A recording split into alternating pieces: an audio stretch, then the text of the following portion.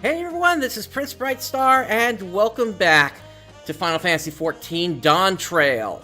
So today, we are finishing up what we started long ago with the role quests, and this all begins with one of the Malmuja over here, Rahulja, and basically we're kicking off with the Physical Ranged DPS quest line here. So let's go ahead and check this out.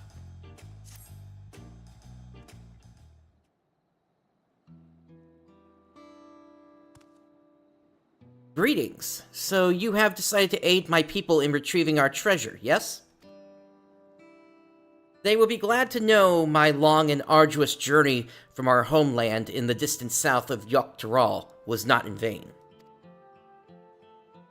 As for the treasure we would have you recover, it contains the undying essence of an armadillo Tyrol the Drawl.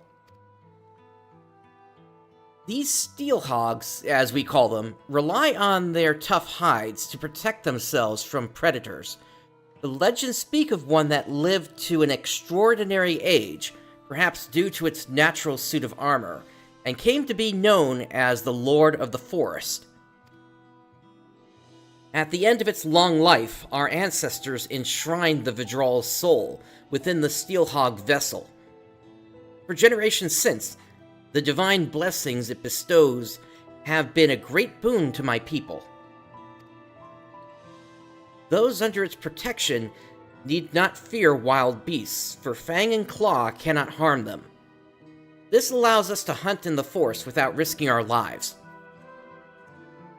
This treasure, so crucial to our people, was stolen by a tall, slender merchant, or rather, a man posing as one.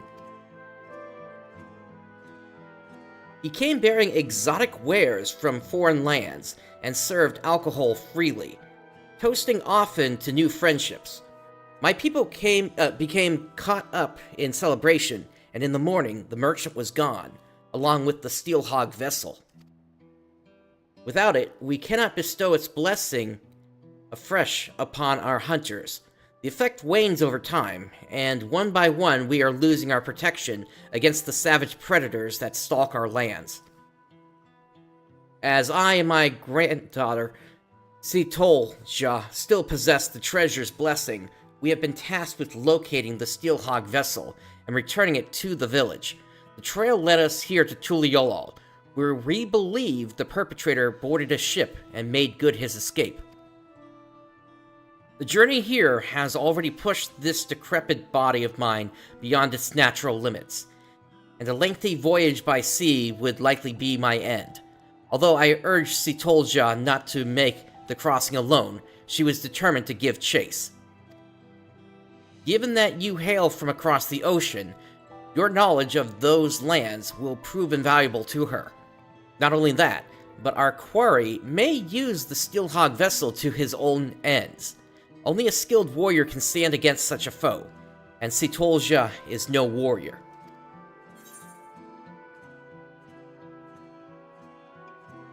You'll have your treasure in 2 shakes of an armadillo's tail.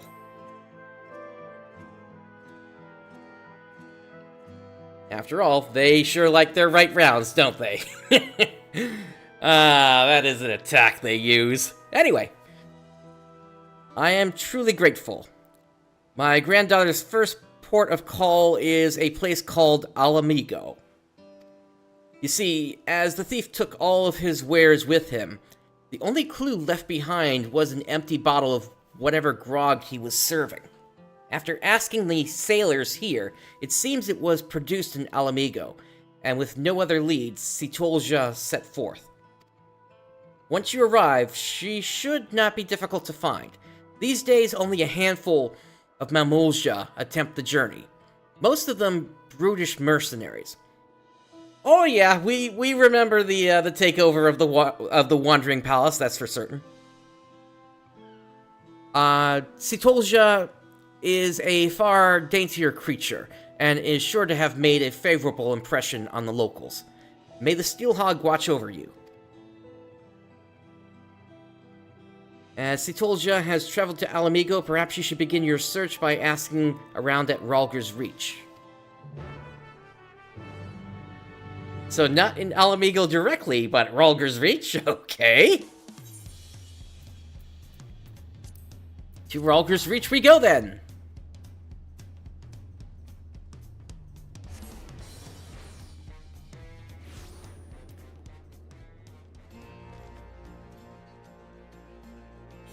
And this is taking us quite a few places here, actually.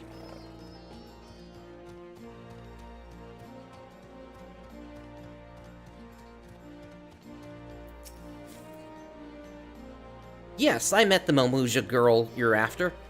She was looking for a tall, thin man. Some sort of thief, apparently. It sounded a bit like the leader of a gang of bandits that lurks around Virdrala. So I told her as much. Chances are that's where she's headed. I hope she stays out of trouble. Alright.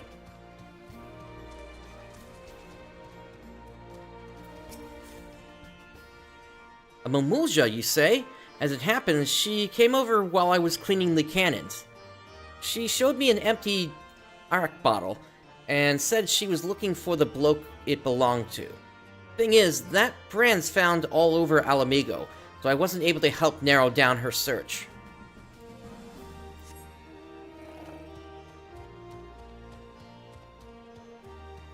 Alright, and the last one. Yes, I saw Malmuja on my patrols, but he carried an enormous axe. Not at all like the person you describe. Ah, so we're gonna find another Malmuja here, apparently.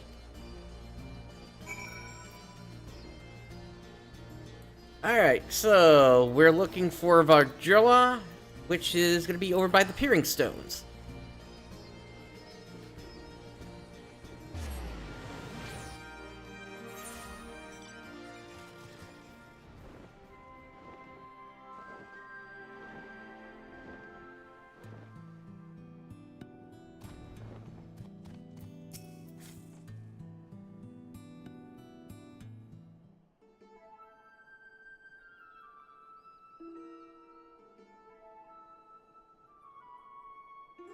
Here, let me apply some of this ointment.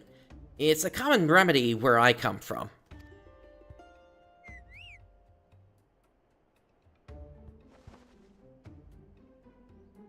Oh, are you here to lend a hand? This poor soul was attacked by highwaymen, and I could use help tending to his wounds. Don't worry about me. It's my escort who's in trouble. He's in pursuit of the thieves, and I fear he's bitten off more than he can chew. Please, will you aid him?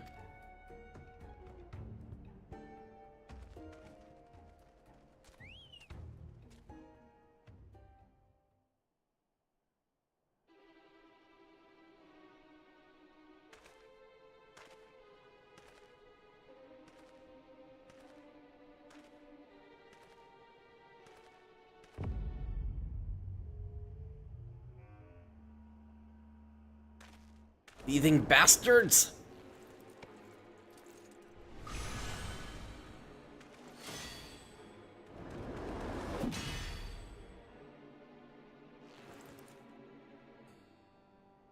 What? But how?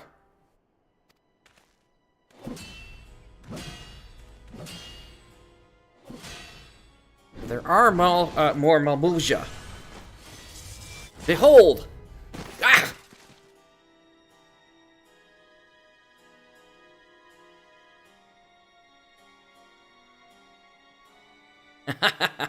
Nothing like a bit of divine intervention to tip the scales in my favor.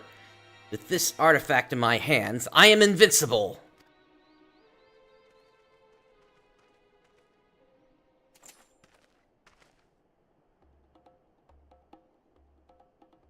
Another one, eh? Not that it matters. Kakulja! It's time you earned your coin.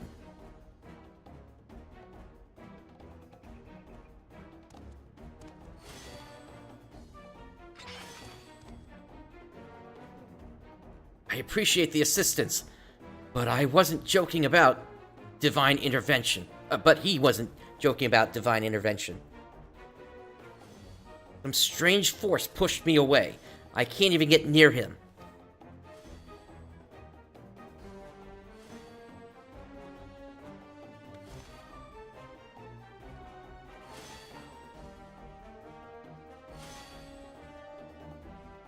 Steelhog vessel! Return it at once, and the stolen goods.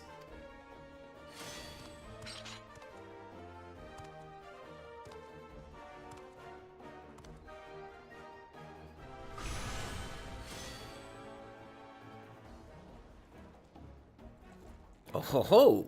You followed me all the way here from your backwater village.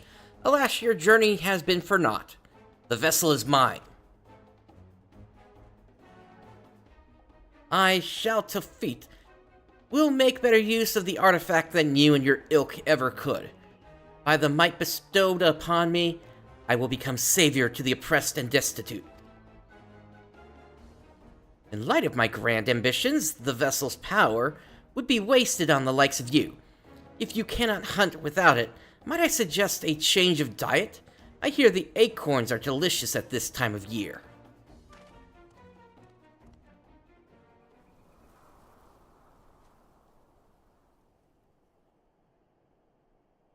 Damn it all. I was so close.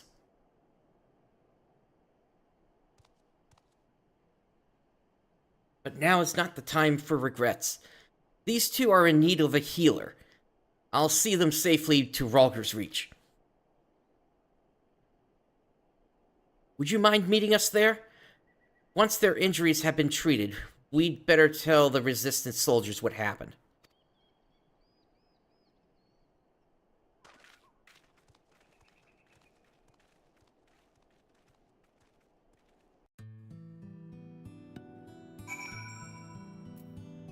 Back to Ralger's Reach we go.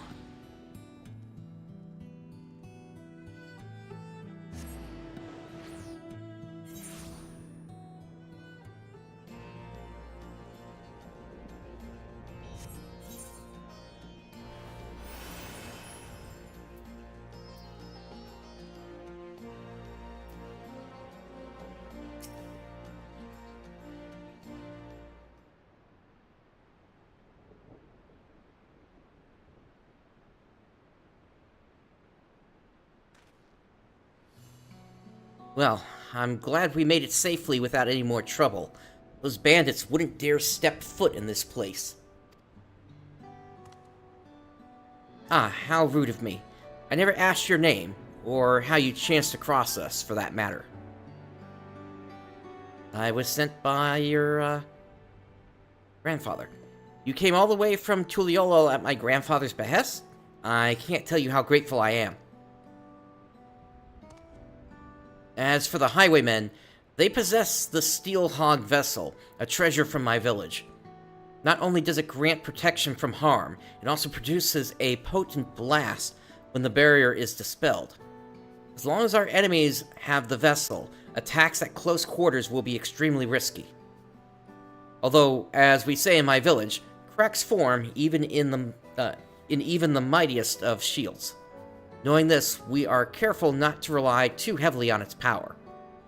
But now that the Steelhog vessel has been stolen, this self-same power is being turned against innocent people such as yourselves. I can only hope you can forgive me for allowing this to happen.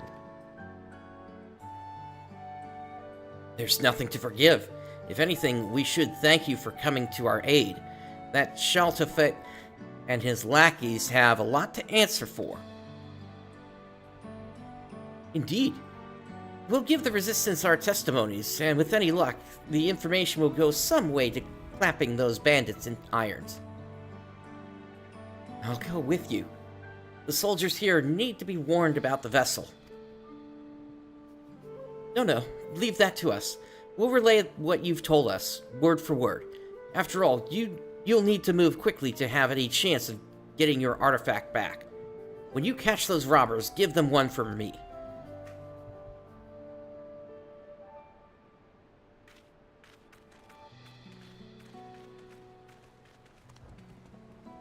How about you, Prince? I hope I can count on you to be there for whatever else comes next.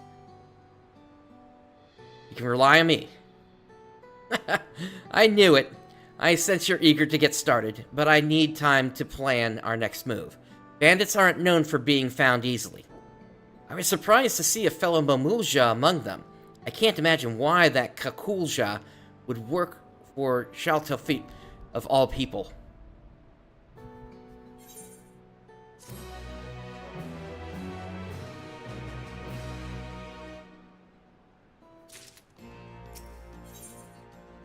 Alright, on to the next one. Prince, I heard something that might help us. One of the soldiers has been contending with the same bandits who stole the vessel. I'll go and find him. Give me a moment, would you?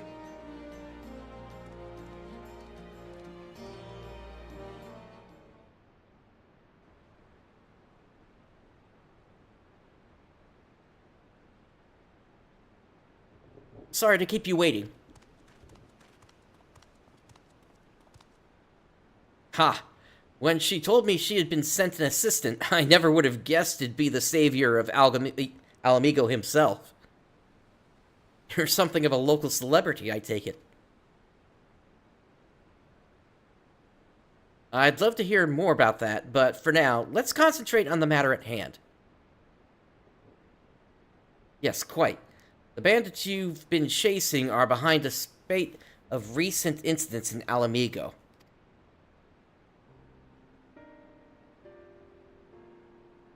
What's more, it appears that Shaltofit is part of a larger network known as the Passage of the Unbound, which is spreading its mayhem far and wide. In particular, they've been carrying out raids on trade caravans heading here from Gridania. We've increased patrols along the route, but the bastards strike so quickly that they've usually made good their escape by the time aid arrives.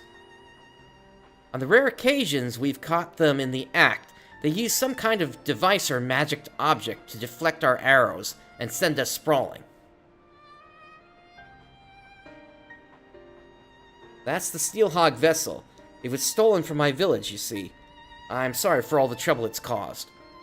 The one who took it, Shaltofit, said something about using its power to help the oppressed and destitute. What do you think he meant by that? That sounds familiar. The reports say the thieves were shouting something along those lines during the other raids. They claim the merchants are overworking and underpaying their laborers, and therefore deserve to be targeted. I don't see how stealing a bunch of goods helps the workers, and there's not a shred of evidence that anyone is being exploited. If you ask me, they're just in it for the money. In any case, their reasons won't matter a jot once they're behind bars. But for that, we'll have to catch them first.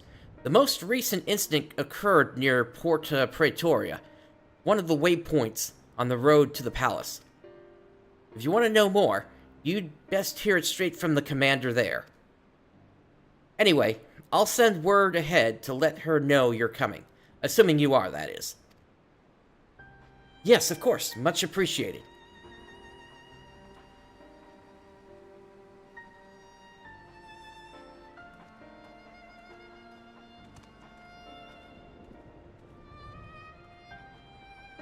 This sounds like a promising lead. The soldiers here were good enough to explain the lie of the land around here, so I shouldn't have any trouble making the journey by myself. I'll see you there.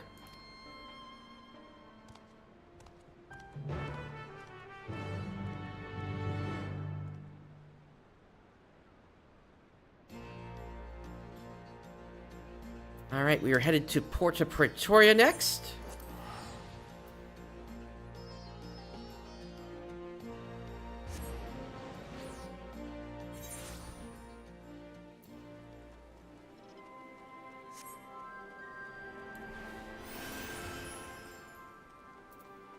Here we are.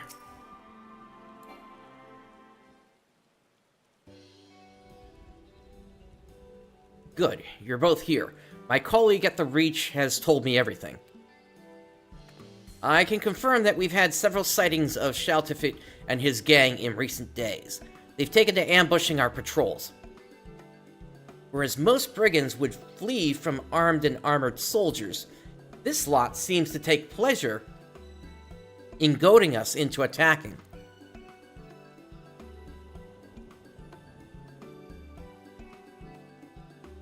Treasure they carry makes them invulnerable. It can also emit a devastating blast, but that's only effective at short range. Jaltifit wants to draw your soldiers into close quarters because they stand no chance. Well, that explains their uncommon boldness. Thank you. This information will go far in helping us contend with the bandits. Sorry to interrupt.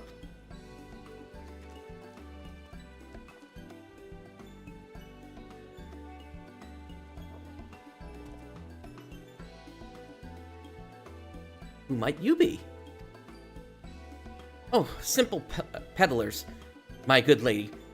I myself am of Gridanian stock, and after learning my craft in the markets of Ul'dah, I now deliver all manner of finery to eager patrons throughout Eorzea. But enough about that. I hope you'll forgive me, but I couldn't help overhearing you mention a gang of highwaymen. We've heard similar tales from other traders passing through, and it seems some stretches of road are more dangerous than others. In fact, the bandits are most often seen at a specific location not far from here. If you like, we can take you there ourselves. Please, by all means. Well, Prince can take care of himself, but I cannot allow any more civilians than necessary into an area believed to be teeming with bandits. It seems I've no choice but to ask you to go without me. Sorry, but if those highwaymen did turn up, I wouldn't be much good in a fight. While you head off to investigate, I'll see if there's any more information to be had here.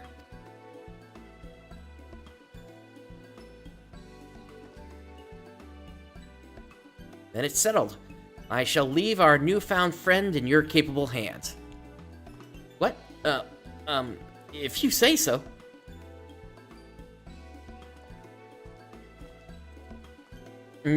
I suppose we should be on our way then. If we do run into those highwaymen, you'll protect us, right? Leave it to me.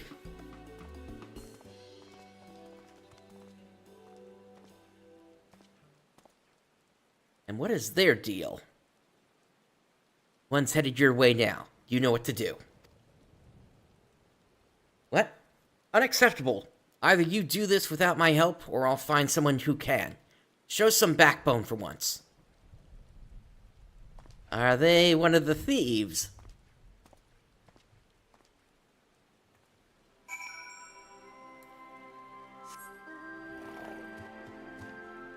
Alright, off we go!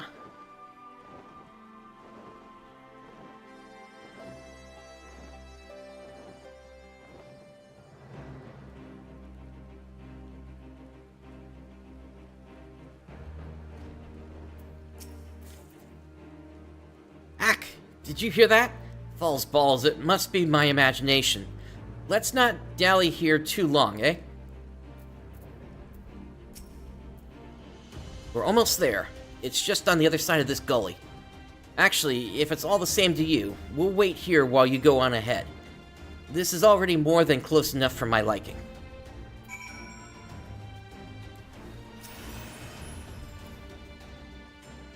Alright, time to spring this trap, whatever this thing is.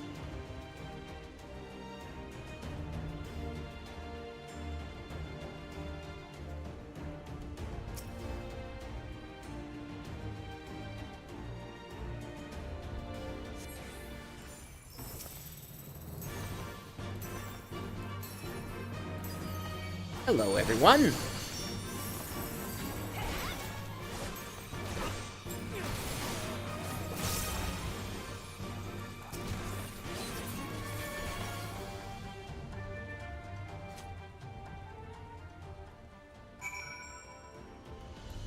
Alright, back we go.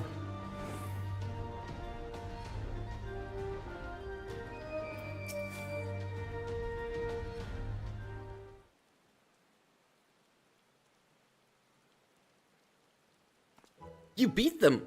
All of them? How very fortunate. Well then, I'd best contact the boss. I'm sure he'll want to know all about this.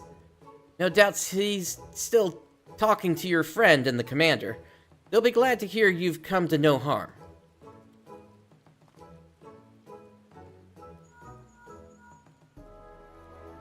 You'll never guess what, boss. He trounced a lot of them. Ah, yes, understood. I'm not quite sure why, but he said they'll be here in a jiffy.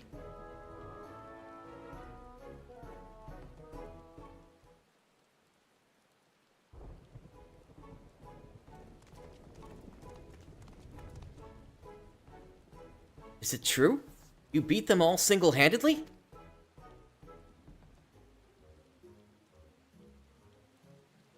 Gods be good. I'm glad you're on our side. Anyway, I'll take it from here. My, very impressive. And how jolly convenient for those villains to appear exactly where we thought they would, too. But above all, I'm glad no one was hurt. Well, no one important, that is. I'm relieved to see that everyone's safe. It must have taken a lot of courage to bring Prince here, knowing that danger could be lurking around every corner. Are you sure you're all right? If you're putting on a brave face for our benefit, there's no need, I assure you.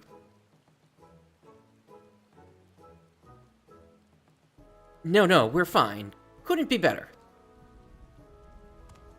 Well then, I'd say that's enough excitement for one day. We'd best continue on our way to to the Alamegan Quarter. Wares to sale, deals to broker, that sort of thing. I dare say it'll be some time before any ne'er-do-wells have the gall to descend upon this neck of the desert. And as for you, my friends, I'd advise you not to stray too far from the beaten path, if you know what's good for you. Ta-ta!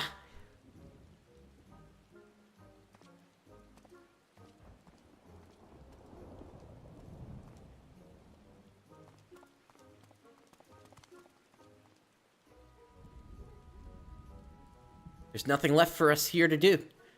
So let's head back to Porta Praetoria.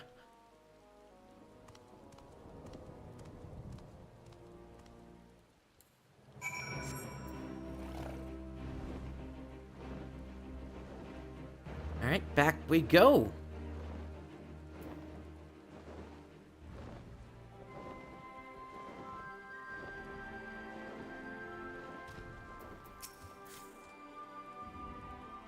Well, that was all very strange. One moment, they're helping us apprehend criminals, and the next, they're racing off to peddle their wares elsewhere. Merchants certainly are a busy lot, aren't they? Not that I'm complaining, of course. With those suspects in custody, I'm sure the Resistance will be able to wring some valuable information from them. I expect all the wringing will take a while, though. It looks like we've been given an opportunity for a little rest. You've certainly earned it. Ah, this one actually has us bouncing around the region a bit, rather than it just always having the quest at the same spot.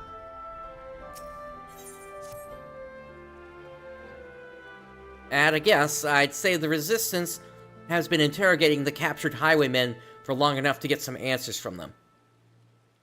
With any luck, we may even learn more about where we can find Shaltafit. I'm sure the commander is as eager as we are to put a stop to his misdeeds. Let's go and see if she's unearthed any useful information.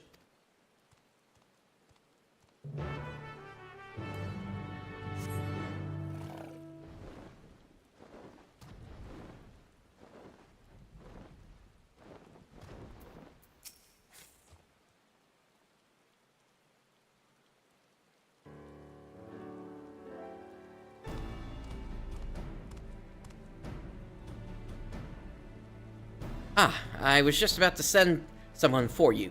Glad you could save me the bother. I have a favor to ask of you both. I'm going to let the criminal walk free, and I want you to follow him. You see, our questioning has revealed that the bandits are indeed working with Shaltafit. If we cut one of them loose, he might lead us straight to their den. But if the mission fails and you're discovered, you may find yourselves confronted with an untold number of outlaws. Of course, I considered sending my own men, but I suspect that by now, the bandits know our faces. After Prince's little display in the gully, I'm sure he alone can handle whatever trouble may come his way. I'll go with him. If this really does lead us to Chaltefeet, I need to be there when we find him. Very well. But if it comes to a fight, you stay behind Prince, understood? I'll have the suspect brought over now. But remember what I said, and stay out of sight until he leaves.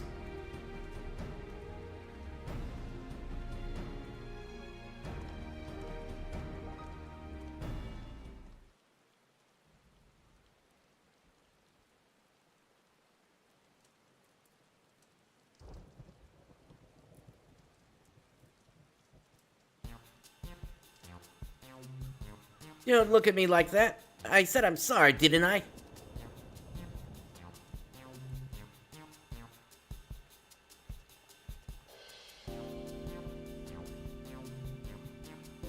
Aye, that you did. Several times. As much as it galls me, there's no evidence to contradict your claim that you were acting in self-defense. Nor is there tangible proof of any other wrongdoing. We've no choice but to let you go. You have somewhere to go, I presume. Well, I suppose I can find work loading caravans in Aligiri. Seems as good a place as any for making a quick turning over a new leaf.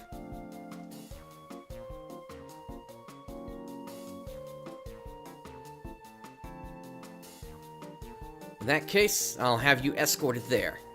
But you best keep your nose clean, or we'll come down on you like tons of bricks.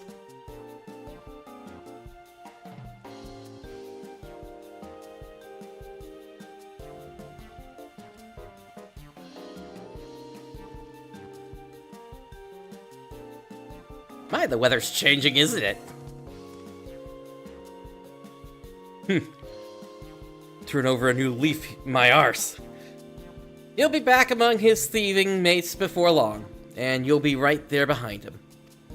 For now, all we need to know is the location of their dead. Do not attempt to approach the suspects. I'll send word ahead to Aligiri. Once you have the information we need, report to the troops stationed there. This is the chance we've been waiting for. Let's go.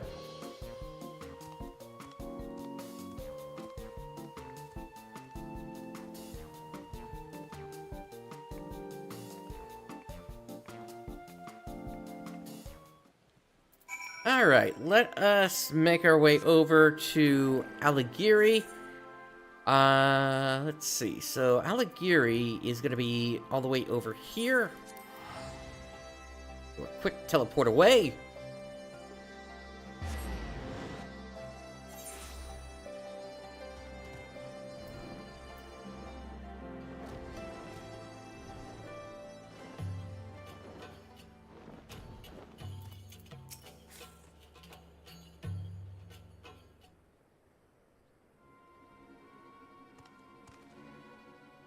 There he is. So much for finding work in Aligiri. He's only just arrived and he's already leaving town. Now comes the tricky part. Keeping our eyes on him and his eyes off of us. Stick close, but not too close.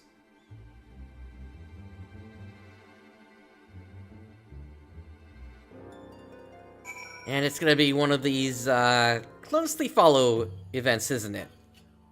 There it is. There's the notice. After him.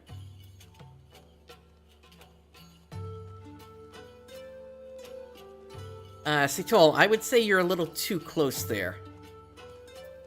Kid is preoccupied, unable to interact.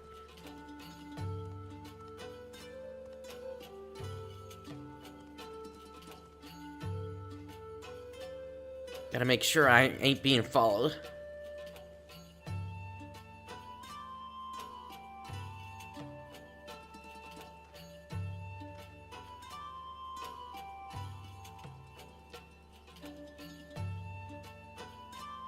Better have a look around first.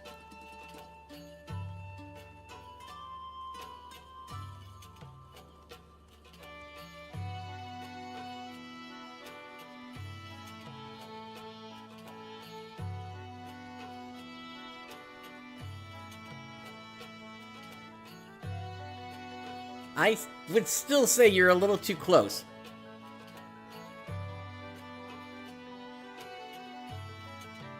But that's just me.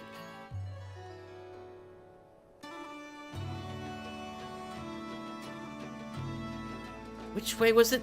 Left, I think.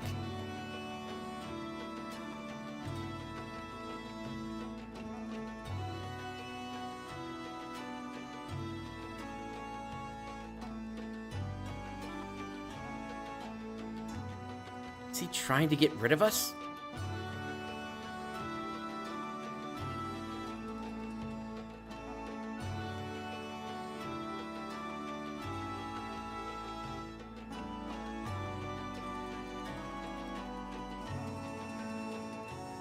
Looks like I'm not being followed.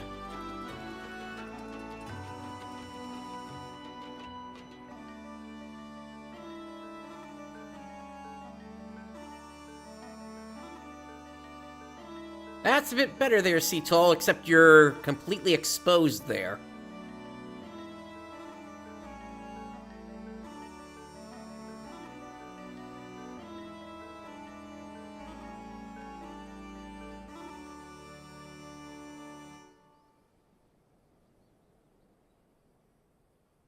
Hang on, what happened to the others who got caught? Not my problem, I suppose. Time to head back.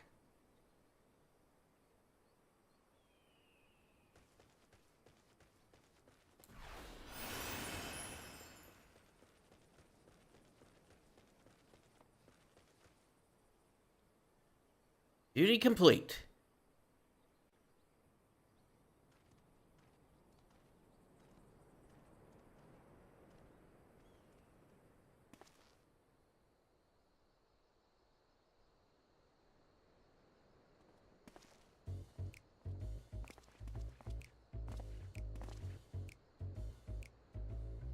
Those are the merchants we met at Port of Pretoria.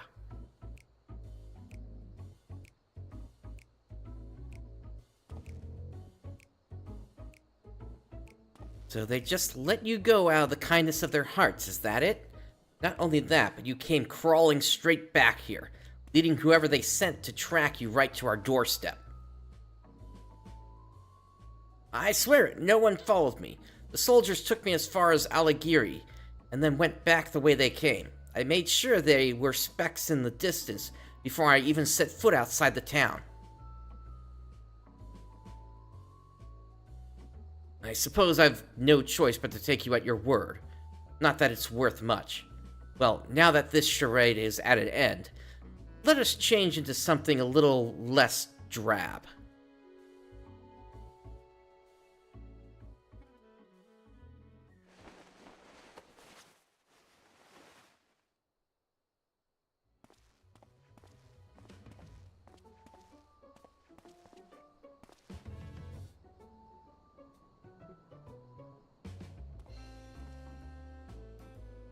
Shaltafit, why did you make us fight that bloke without the blessing? He could have killed a lot of us without breaking a sweat. A mere oversight, that is all.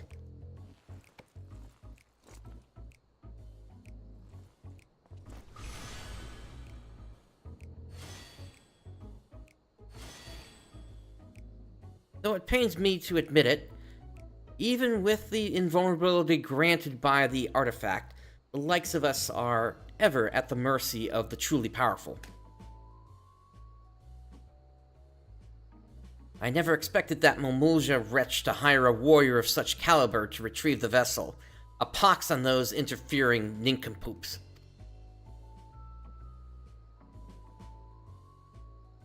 But the Momulja girl didn't seem a bad sort. Naive, maybe, but it's plain that her heart's in the right place. You truly are pathetic. Not only did you fail miserably, but now you're sympathizing with the enemy? Give me one good reason why I shouldn't rid myself of you permanently. No, please, we owe everything to you, Shaltafit. Without you, we are nothing.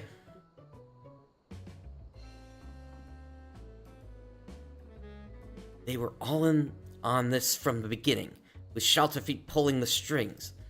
If this is how he treats his friends, imagine what he'd do to his enemies. And we've been spotted. You couldn't stay away, could you? Kakulja.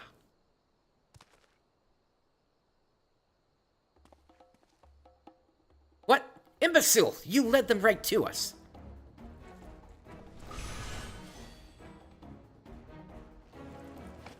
Kakulja! Eliminate these vermin.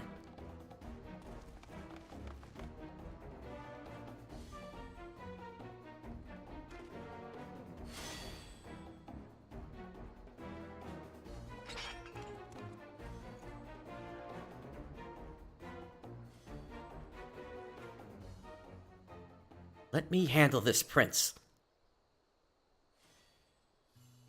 You're from Tyrol, working here as a mercenary, yes? The ones who hired you stole the Steelhog vessel from my village. We need its blessing to stand a chance against the beasts of the forest. I cannot return home without the vessel.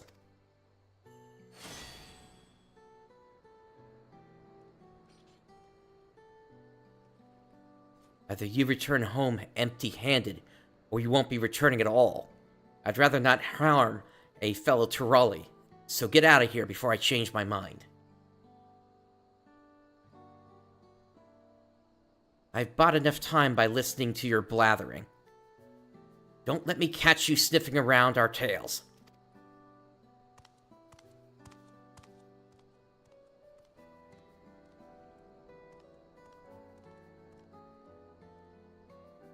Shaltafit and his underlings are out of sight. I thought I could make that Kakulja see sense, but he was clearly in no mood to listen. I'd say our best option is to report to the Resistance members in Alagiri and share what we've learned.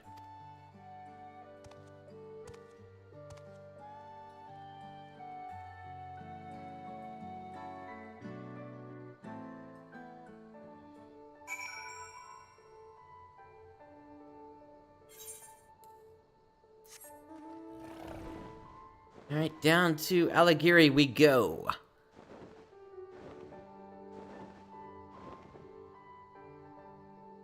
Yeah, this is a little bit more interesting than some of the other role quests, just because they do have that added part with the Malmuja, Kakulja in play. So we'll see if maybe by the end they end up partnering with us or not. Regardless of how things turned out, we appreciate your cooperation in the investigation. The information you provided has certainly given us a lot to consider. From what I hear, you almost came to blows with a Malmuja sellsword. Or cell axe, I suppose.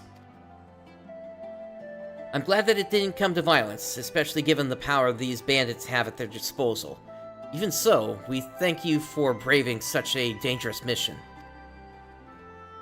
No thanks are necessary. We're just as much a part of this investigation as the Resistance. And I'm sure we can agree we'll need to work together to take down Shaltafit and his gang. Their performance at Porta Pretoria showed just how cunning they are. It would seem so, yes. I'm told their little act was most convincing. I'll be sure to warn my comrades against any similar shenanigans. At the same time, as for the two of you, be careful out there.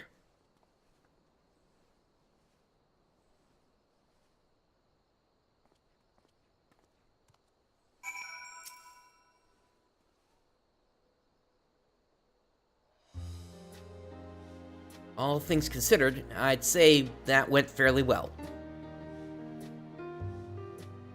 Shaltafit used the same trick as the time he came to my village, namely posing as a simple trader when he's in fact a dastardly thief.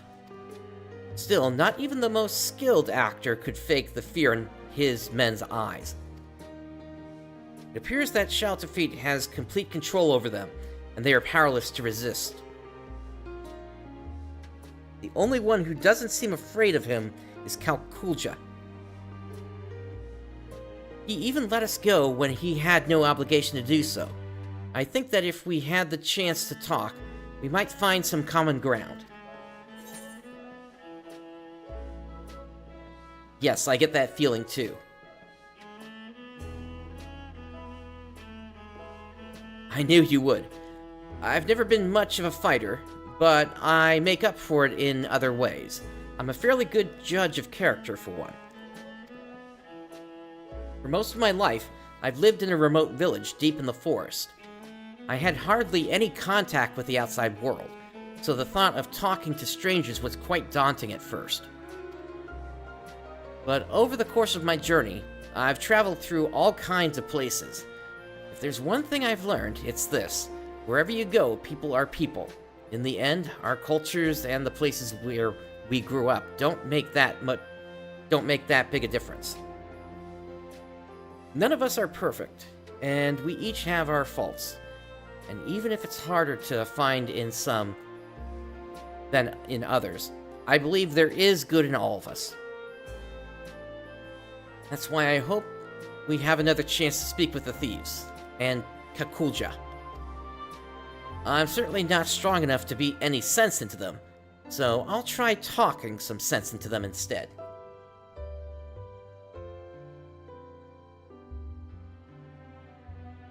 Having said, well, all that, I can't feel even a shred of goodness in that Shaltafeet. Maybe I'm not looking hard enough, or perhaps violence is the only language he understands. Things might get a little rough before he's willing to listen. Anyway, we can save him for last. I'll try thinking of a way to reach out to the other members of the gang. Give me a little time, would you?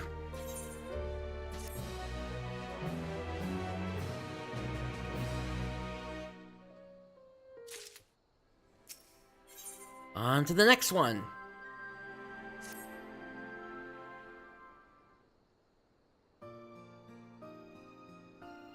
Alright, I have something resembling a plan. First, we'll need to track down the members of Shaltafeet's gang. Then we'll try convincing them to leave. Considering how terrified most of them were, I'm sure they're eager to free themselves of Shaltafeet and his outbursts. With fewer followers, he'll pose less of a threat to the people of Alamigo, and we'll stand a better chance of taking back the Steelhog vessel. Of course, we now know Kalkulja and some of the other members by sight, so it shouldn't take too long to track them down. Time for another exciting round of Quiz the Locals, then.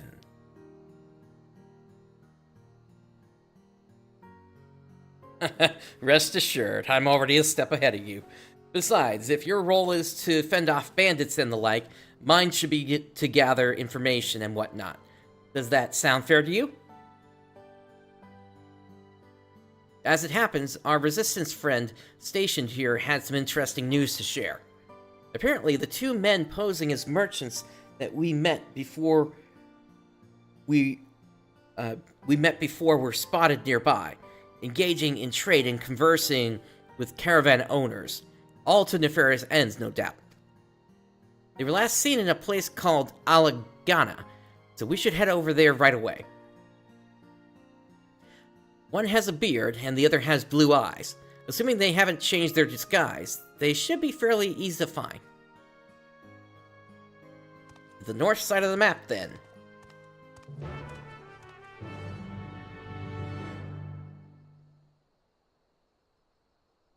This region is split in two. To Alagana.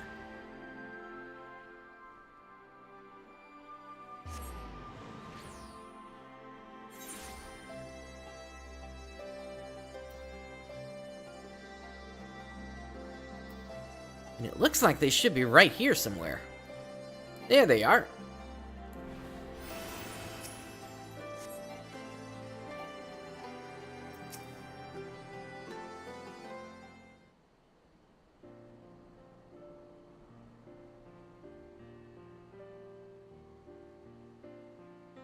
Aha!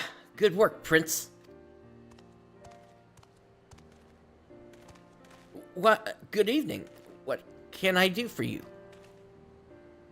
You can start by dropping the affable merchant act. It's nothing but a front for your real line of work. Save me, XIV!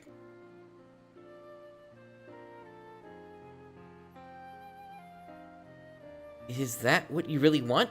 You seemed so scared of him before. Look, we're not here to hurt you. We just want to retrieve the vessel. If you explain what's going on, we might even be able to help you. Why don't you start by telling us your names? Our names? Come to think of it, not once did XIV ask us that. It was always, you there! Or some undeserved insult instead.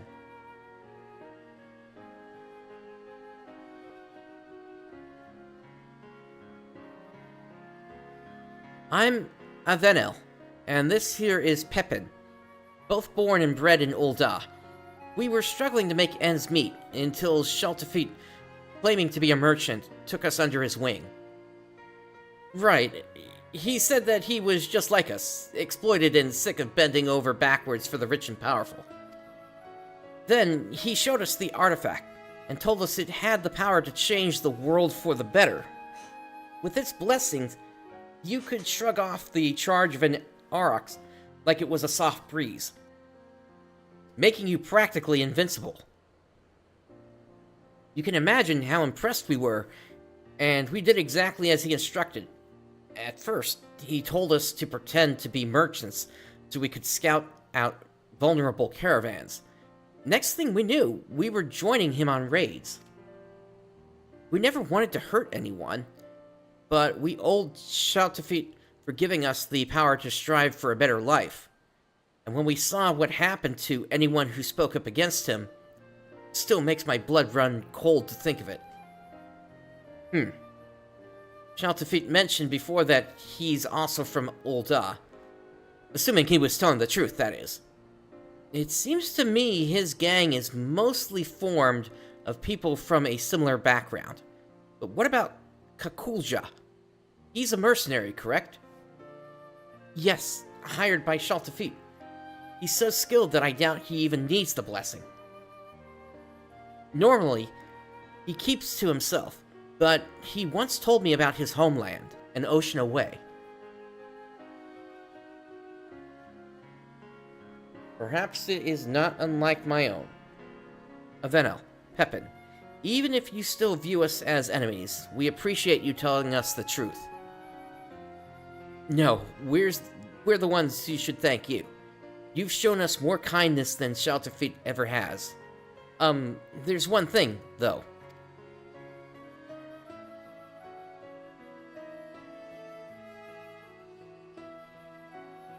Although you know about the crimes we've been party to, would you give us some time to straighten things out? Once this is all over, we'll turn ourselves in, I promise.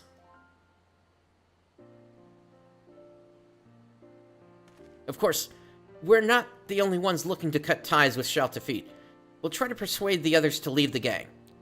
Not only that, with us acting as your men on the inside, we can help you take back your treasure. What do you say? This plan might work. Count us in. We'll tell the Resistance soldiers to hold off for now, and give you the chance to put things right. You won't regret it. We'll return to the den and talk to the others. Until next we meet, be careful. Now to find out if they're telling the truth or not.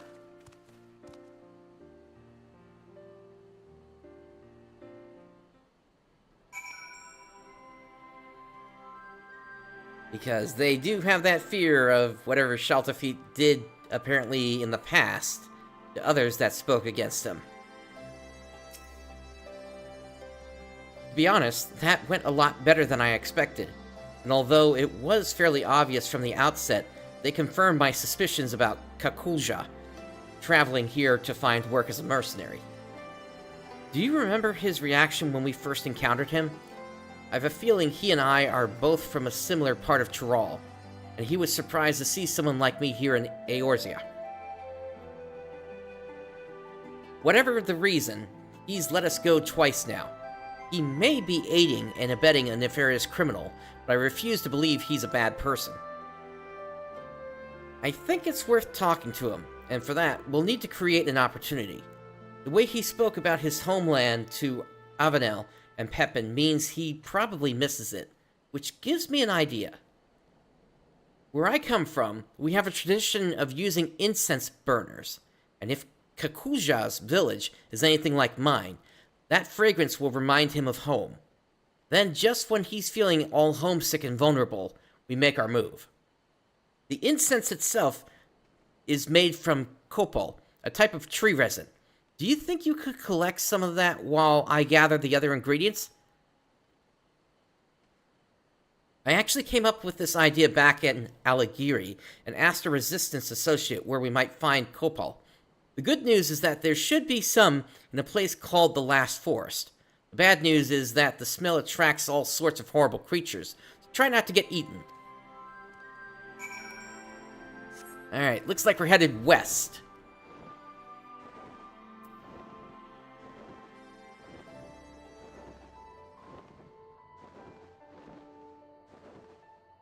And let us be ready for combat.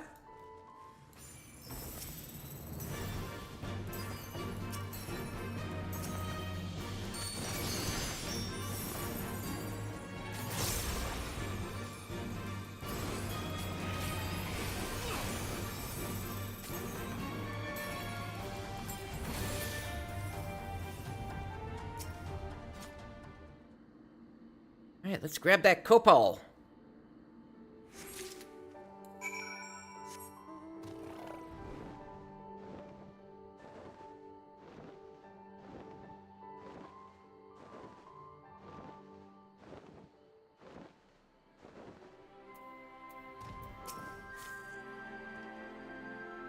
Is that copal I smell? Let us hand this over. This is what it smells like when trees cry.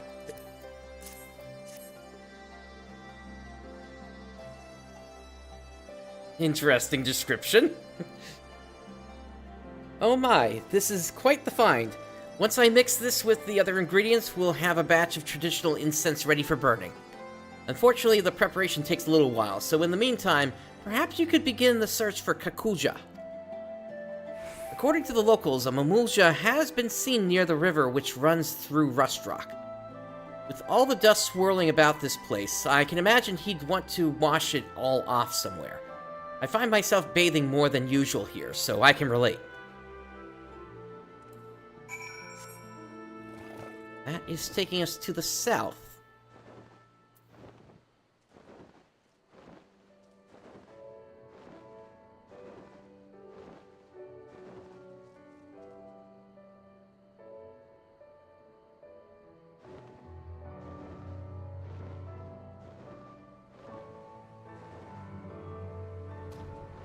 Here they are.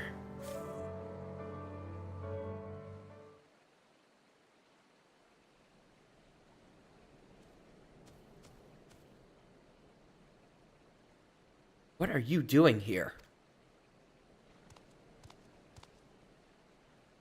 Oh, there you are.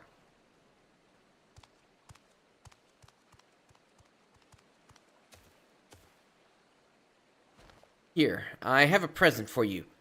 It's an incense burner. The metal case is an old one I happen to have with me, but I made the incense from fresh ingredients, including copal that Prince collected. Why not try lighting it? I'm sure the aroma will bring back pleasant memories of home.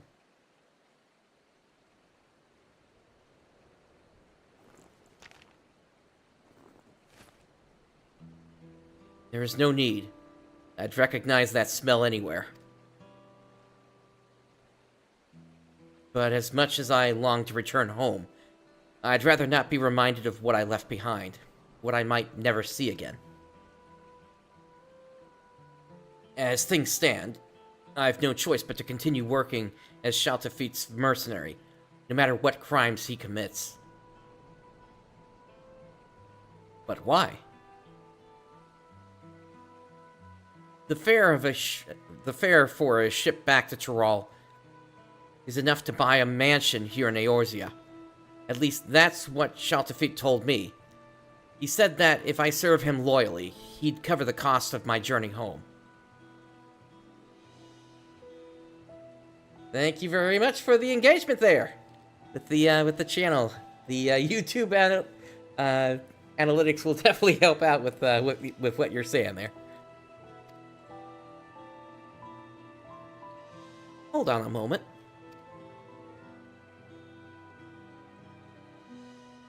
Surely that can't be right. People rich and poor travel from Eorzea to Tuliol all the time. Well, since I'm unfamiliar with the local customs for negotiations and such, Shaltafit offered to speak with the ship's owner in my stead.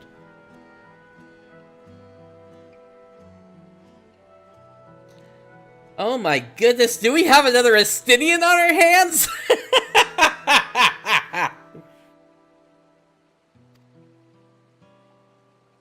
Compared to the journey from Tyrol to Eorzea, traveling in the opposite direction is far more perilous due to the weather conditions and so forth.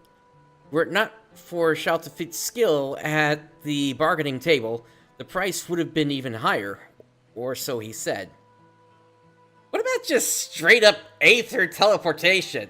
I mean, the major towns have aether crystals for a reason, you know. And that gil just gets taken directly out of your pocket. I mean, you have been to Tuliol, right? So you should have picked up the aether shard there. And I'm trying to out-logic the story they're building here again.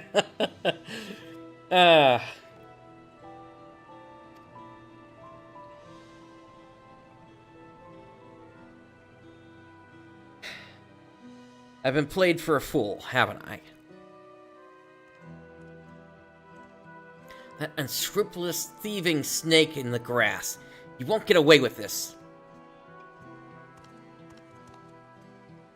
I have an idea.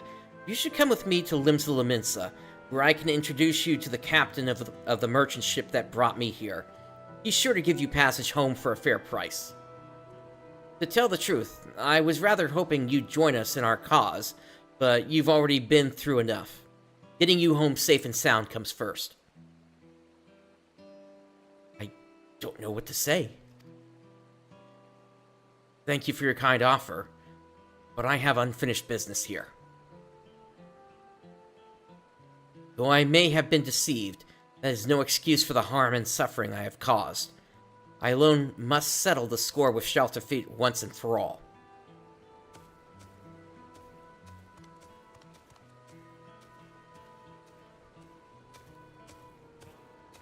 Whenever you're ready, the offer still stands.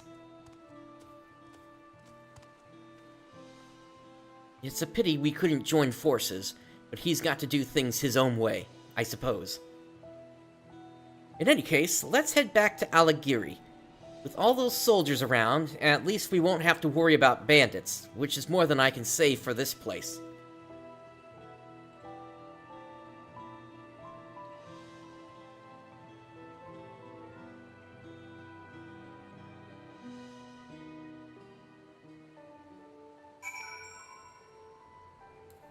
Alrighty.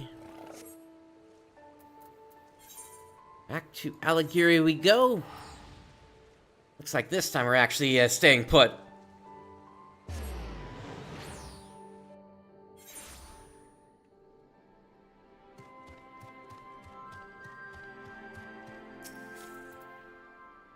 You know, Kakulja isn't at all like his first impression suggested. He was actually rather sweet, and perhaps a touch naive. Still, we can't blame him for being taken in by Shaltafit's lies, and Kakulja wasn't the only one. I can't bring myself to forgive that treacherous viper. Thanks to him, we've been led a merry dance, and still have nothing to show for it. With any luck, our newfound allies, Avenel and Pepin, will have good news for us before long.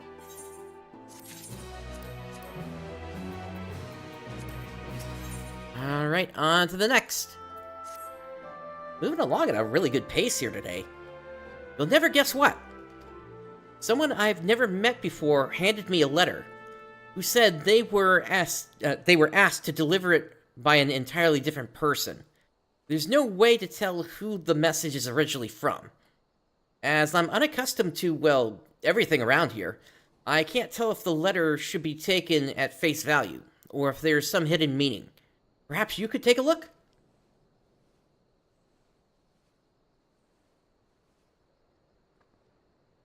Prince is to come to the Alamegan Quarter and meet with a man in spectacles.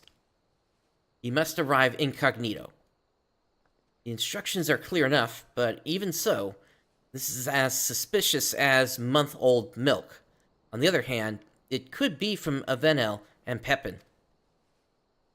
While this smells like a trap, we don't have any better leads. I think we should do as the letter instructs, but proceed with the utmost caution. I'll meet you there. Alright, back to the Alamegan area we go.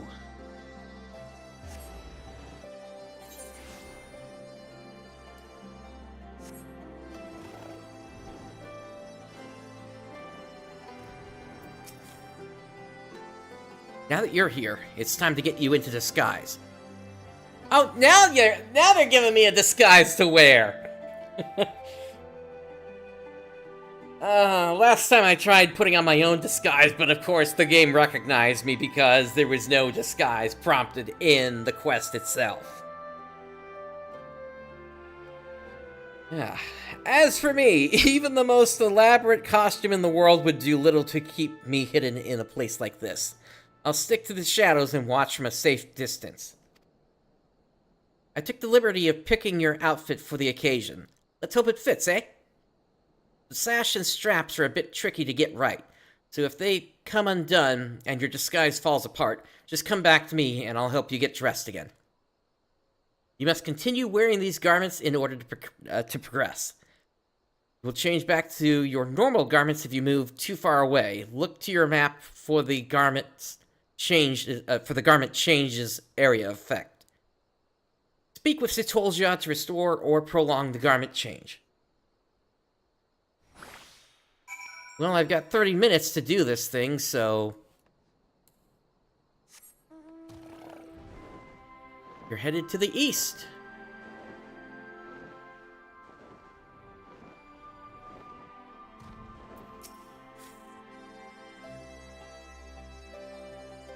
And actually, this is what I look like here in the outfit, so...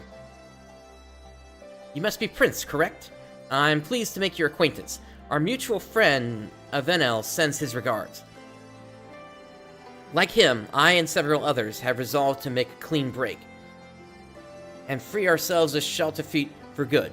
You and the Momoja girl have done us a great service by giving us a chance to put things right before reporting us to the Resistance. Now, to the matter at hand. No doubt you are wondering why we must resort to such convoluted means to meet with you. Simply put, it is to avoid arousing the suspicions of Shaltafit and those still loyal to him. As for why we've brought you here, there is someone we wish for you to meet. For now, I ask that you remain in disguise.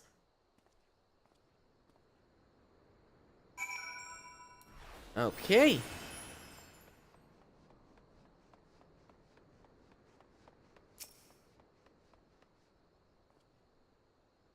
Your cooperation is appreciated. One moment, please.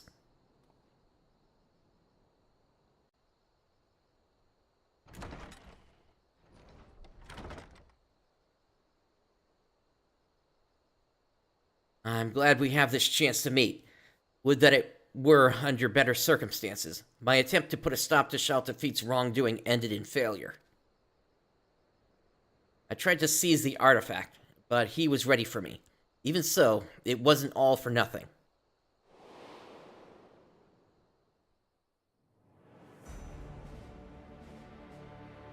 Thank you all for joining me, in spite of the ever-watchful eye of the Resistance.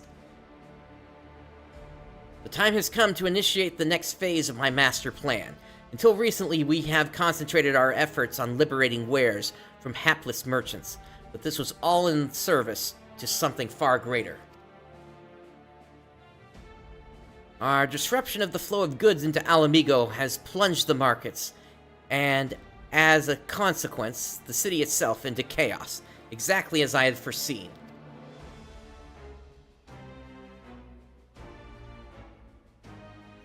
No longer will we be forced to crawl through the mud and lick the boots of the rich and privileged. We shall cast down the oppressors. They will suffer as we have. The meager shall inherit this land. Down with the old order.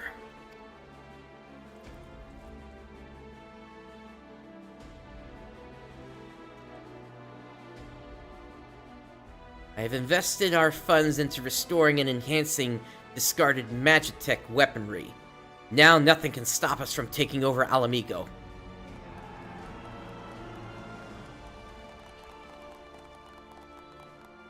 Well, with all the with the outfits they're wearing there, it certainly seems like a sort of like a road warrior kind of look there, isn't it?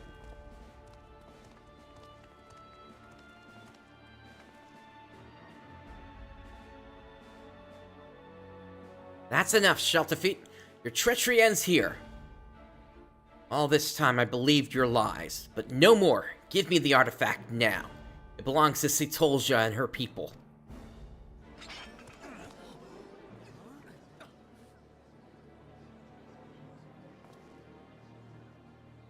But what? But Kakulja is Shelterfeet's right-hand man.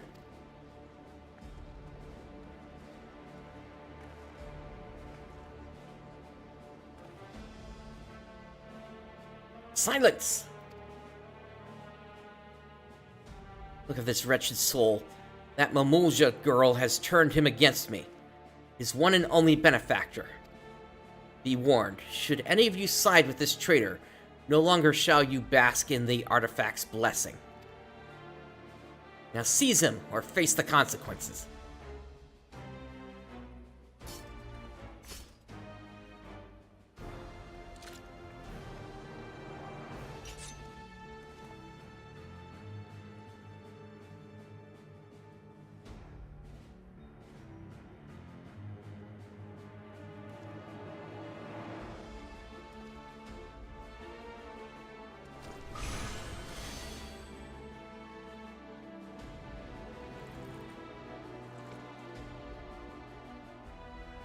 Yes, that's more like it.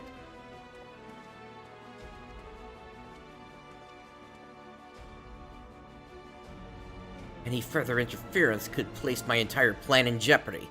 I must act without delay.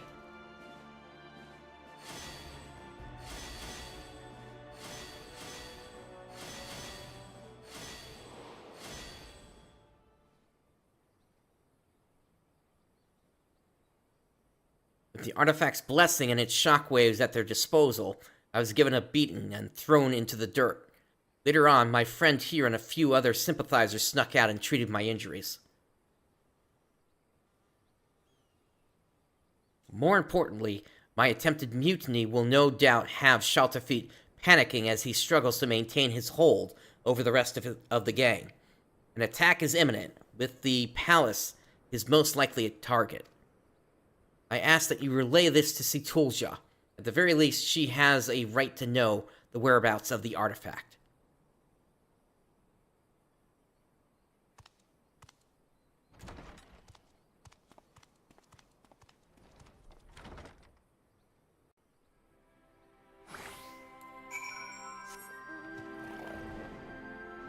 Back we go to Sitolja.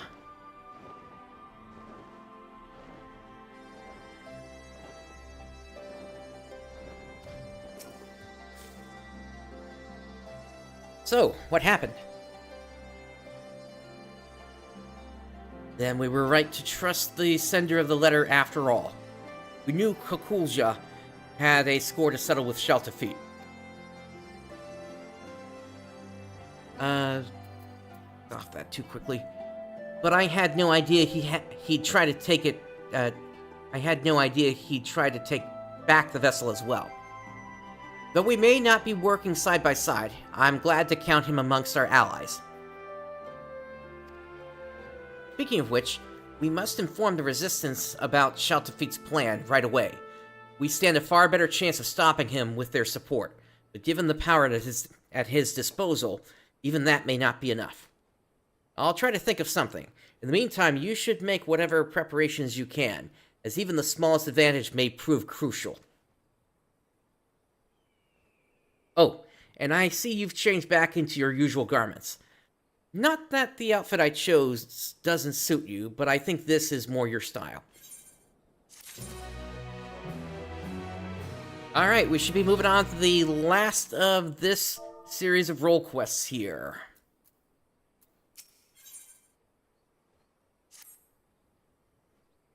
Avenel and Pepin are on their way here.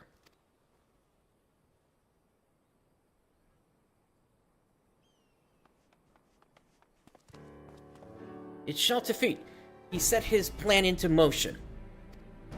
We would have come sooner, but after Kakulja openly opposed him, he became even more secretive than before. He refused to share his schemes even with his most loyal.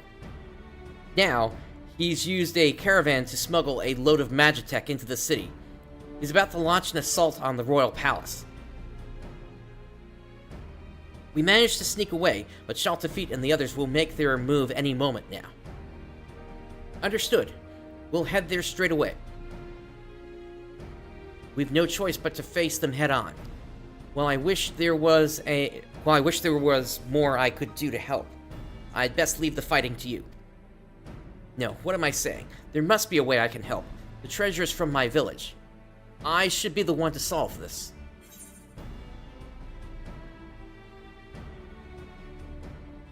If you're in, you're in.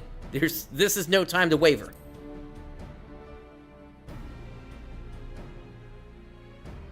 I thought I'd find you here.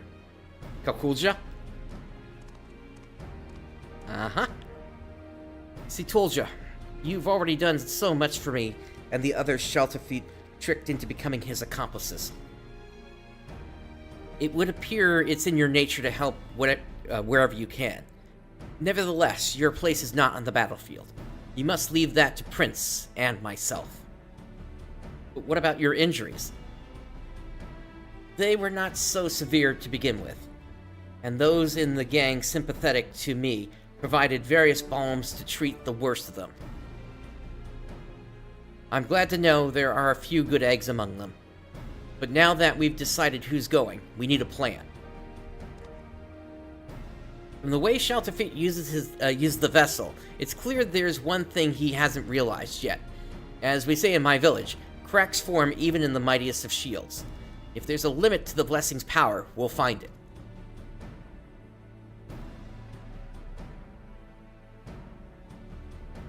Whatever you do, you'd better do it quickly. Shaltafit and the others will soon reach the palace. We'll share everything we know with the Resistance and ask them to come as quickly as possible. Be careful out there.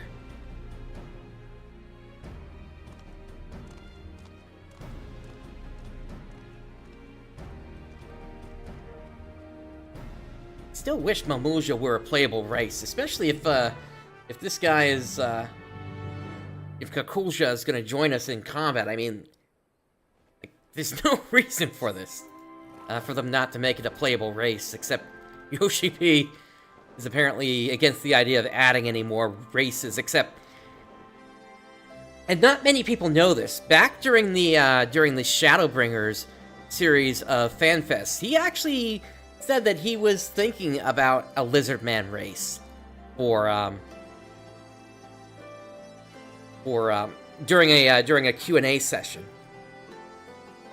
But then he quickly dismissed it. But he also put out that thing at the start of Dawntrail saying if the fans wanted something, they could have it, despite what he said previously. Anyway, they must have taken the long way around, since the caravan won't be able to traverse the stairs. We, on the other hand, have no such concerns. Let's take a shortcut and intercept them. Then again, they may try to use the vessel's power to stop our advance.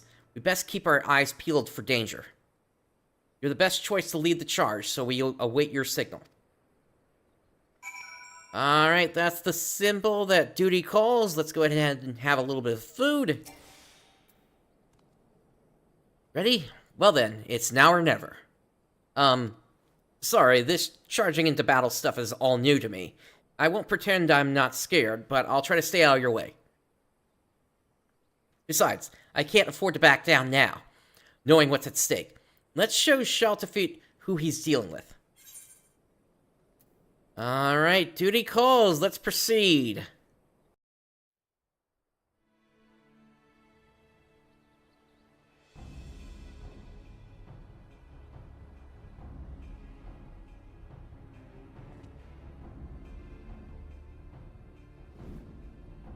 Infiltrating the city was almost too easy. Now go, comrades. The smoldering ruins of the old order will be the foundation of our utopia.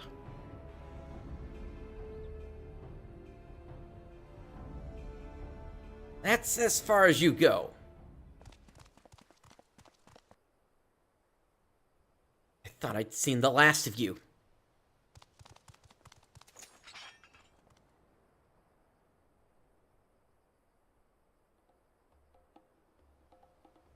Do you not see that this artifact can lift up the meek from under the boots of their oppressors? Not just one isolated tribe, but everyone who's ever known fear. You call me a villain, but it's you who would keep such a liberating power to yourself. You're no better than those we struggle against. And only when your ilk have been eradicated will the world know freedom. The hour has come for us to rise up and take what is rightly ours. My whole village might rely on the treasure's blessing, but we would never use it to steal from others. You lie, cheat, and sow nothing but misery. You don't want to cast down the oppressors, you want to be the oppressors. Silence. Enough of your sanctimonious prattle.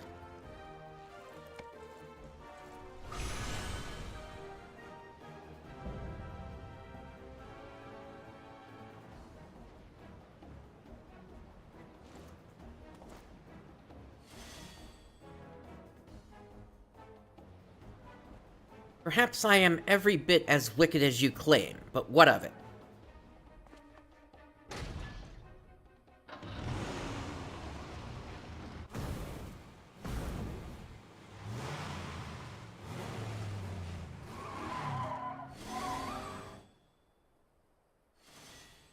Does your self-righteousness make you better than me?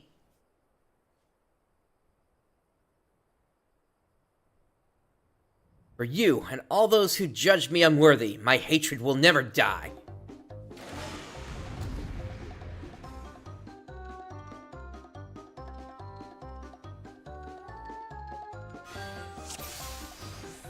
Alright, here we go. Remember, cracks form in even the mightiest of shields. There must be some truth to it. Don't let up your attack.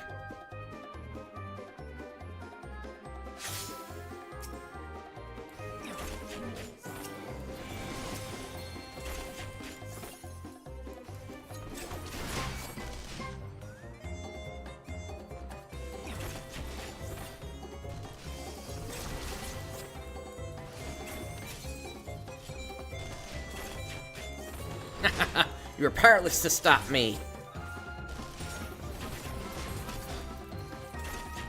It's working. Place your trust in the proverb. Yes, their health is starting to go down there.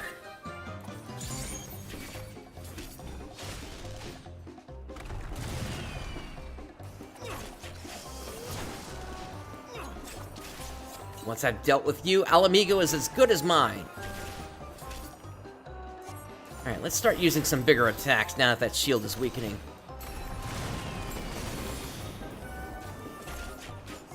Still a little early, it looks like.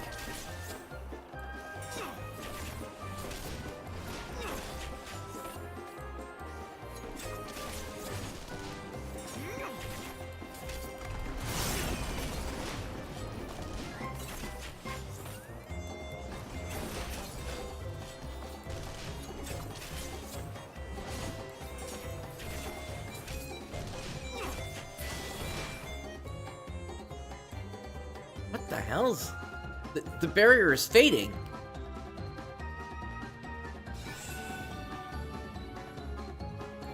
this what you meant?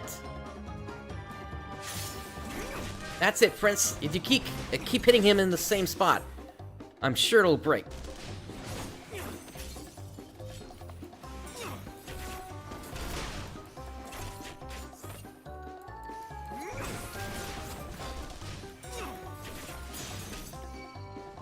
This can't be. Don't just stand there gawping, surround them!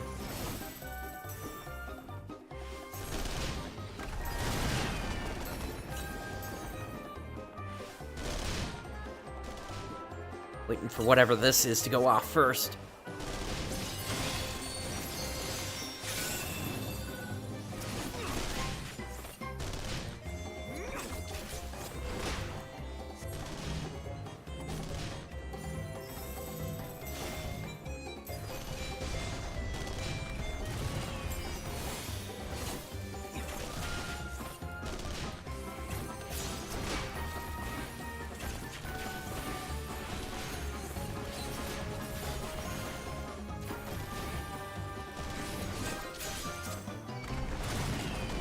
Alright, one left.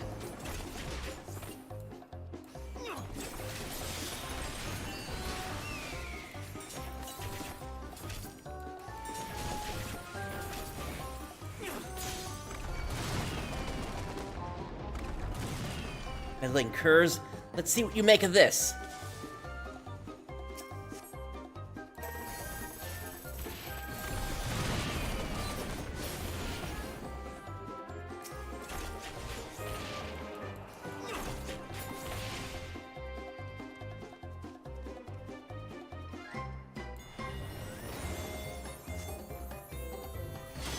Hold the power at my command.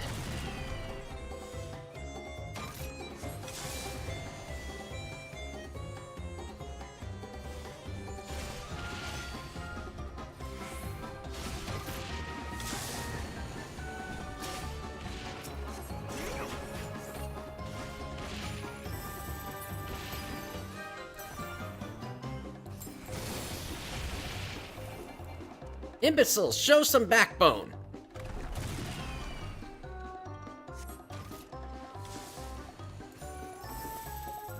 What are you waiting for? Destroy them!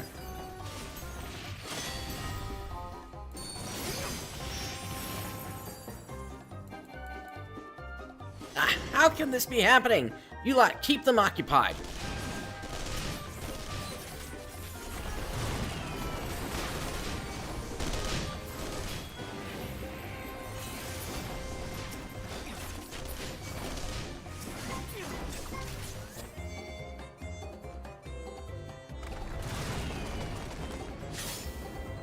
Useless. Do I have to do everything myself?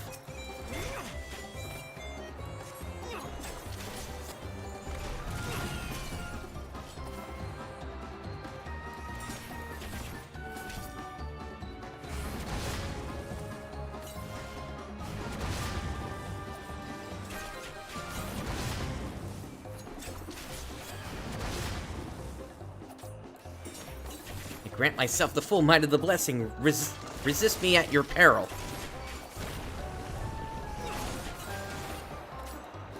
Even that shield will crack eventually. Trust in the teachings and keep attacking.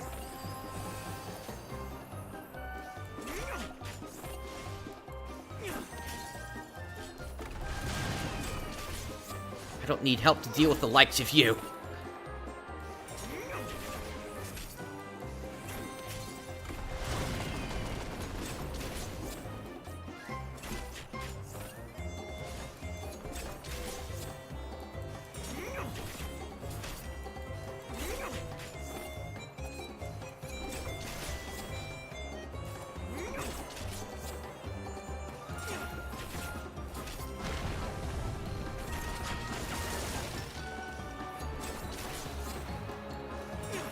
Still gotta find that crack.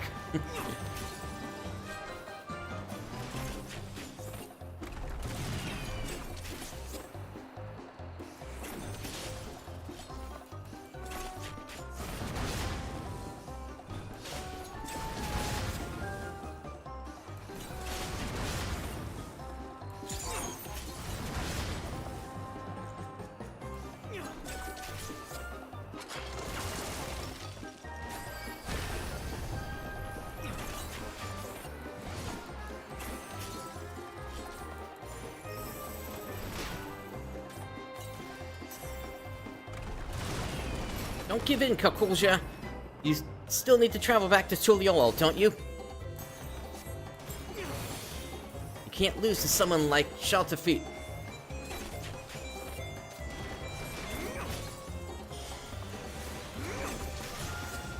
I can do this. I know I can. Ha! You will learn the fate of those who betray me. Prince, stop those missiles.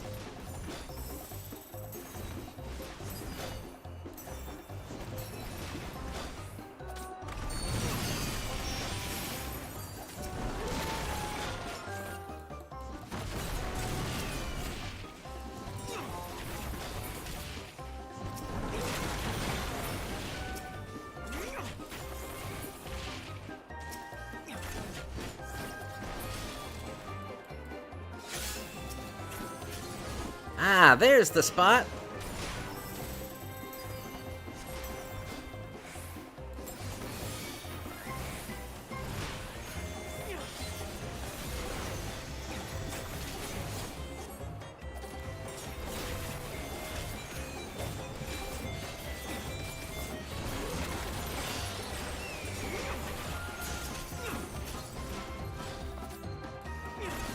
Ah, get away from me.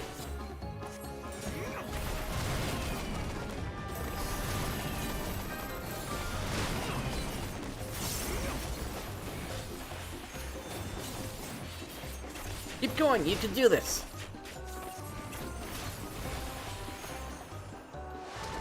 And that's it, duty complete.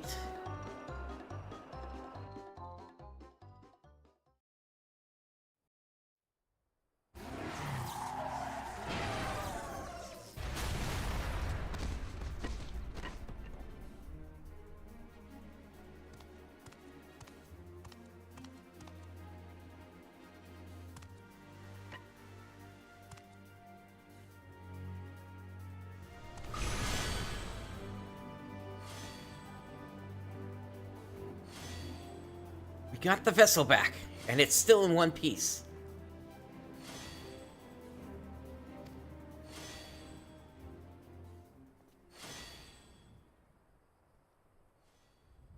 Please, I beg of you, give me the artifact. All the trials I overcame to join the Unbound. Everything I did was for a chance at happiness. Without the blessing, I'm nothing. My enemies will live on unpunished.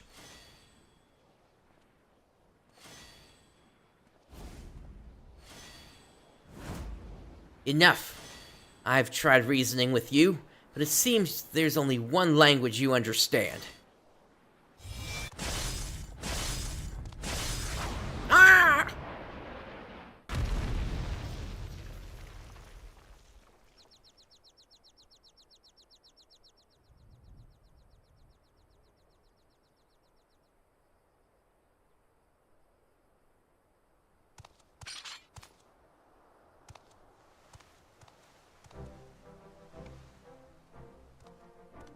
Are you all right?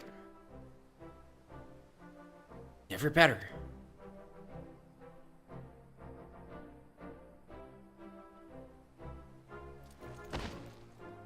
We surrender.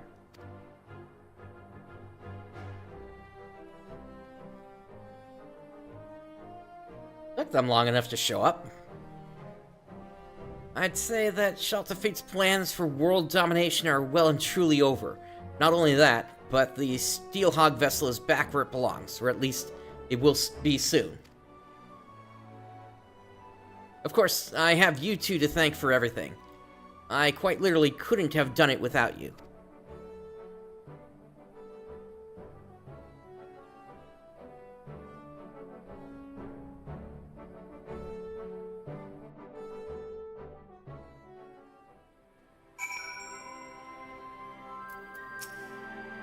It's finally over.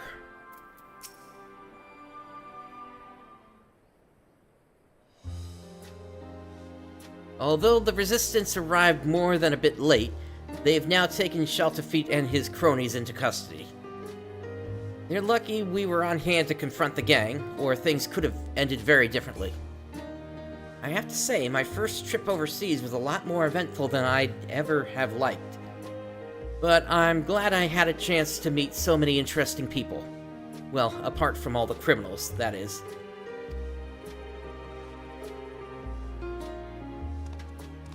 As much as I'd like to spend more time seeing the sights and whatnot, I suppose I'd best get the vessel back to Tyrol.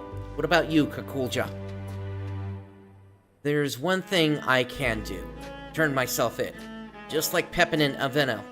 Even if I was dancing to Shaltafit's tune, the fact remains that I committed those crimes of my own free will, and I must pay the penalty. Perhaps if I am one day granted freedom, I'd like to pay my way home with fairly earned coin. The first thing I'd do upon returning is visit your village, and offer my apologies for using the artifact to carry out evil deeds. After that, No, it is too soon to speak of such things. Wherever your journeys lead, you're always welcome in my village. Be sure to come visit one day. How about you, Prince? If you happen to pass through Tuliolo, my grandfather would love to show his appreciation for all you've done. Maybe I'll see you there?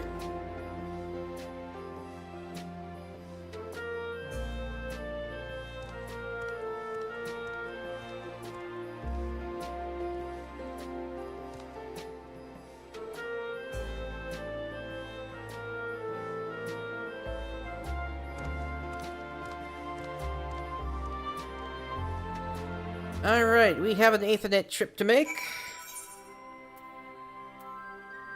Back over to Tuliolal.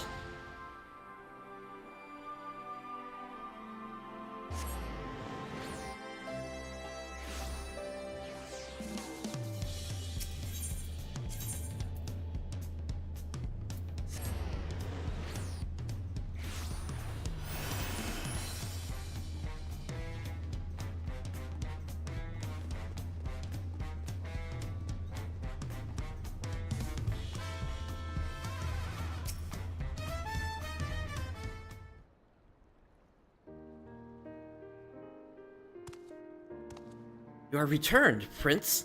But pray tell, what has become of my granddaughter? Why, I am right here. We did it, Grandfather. We took back the Steelhog vessel.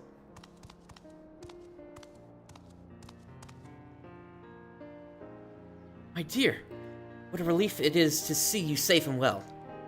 Of course, I am glad you were able to retrieve the treasure. Even that cannot compare to the joy of seeing your smile once more. And to you, Prince, I must express the sincerest gratitude. No doubt we have you to thank for Situlja's safe return, not to mention that of the vessel as well. Absolutely. I would have been lost without your guidance and bravery in the face of danger. Thank you, truly. Anyway, we should be getting back to the village. No doubt the others will be clamoring to use the Steelhog vessel to go hunting. I'll be coming back to Tuliolo at some point, so hopefully we'll run into each other again soon.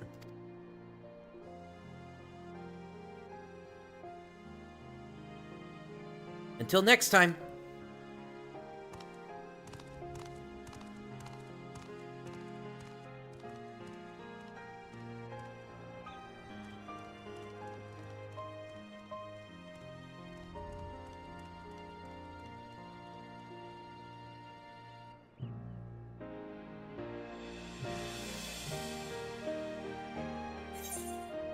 And that does it for the physical ranged quests.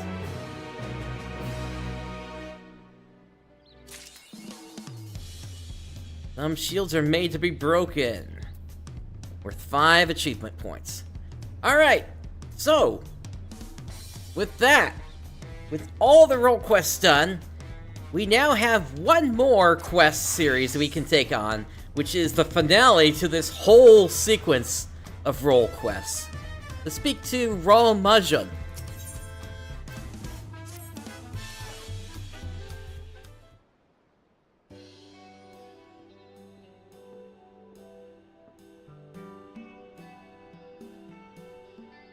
Prince, so good to see you. I was hoping you would pay us a visit. The Landsguard received word from the various nations you visited in your search for the treasures and requested that we inform you of the latest tidings. They also send their earnest gratitude for your efforts. It seems each of the 5 criminals have been brought into custody, although some had to be tracked down after you trounced them. They now await the judgment of the governments they wronged. I thought all was well, until I overheard some customers saying that the Passage of the Unbound has new leaders.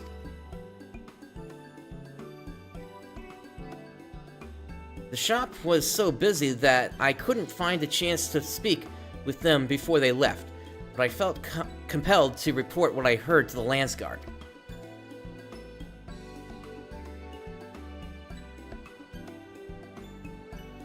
It was a sobering reminder that as long as their leader, Apiahi, is free, she can rebuild and scheme again.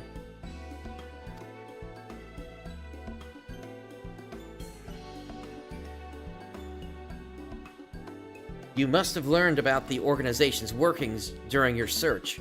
Do you remember anything that might help us find out what she's up to?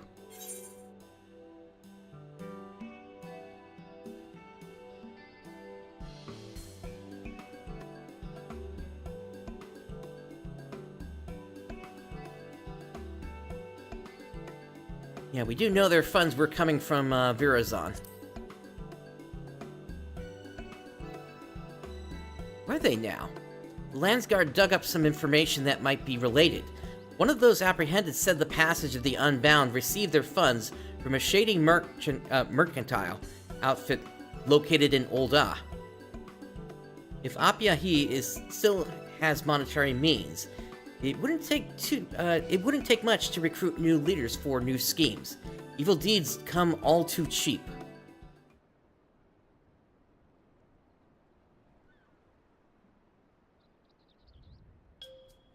I have an idea. If Apiahi really is recruiting new members, we could feign interest in her cause to get close to her. Might be onto something. We even know a man she's never had the pleasure of meeting, Prince. You want me to join that group? I know we're asking a lot from you, but any information you extract from Apiahi and her new cohorts could prevent further incidents. What do you say?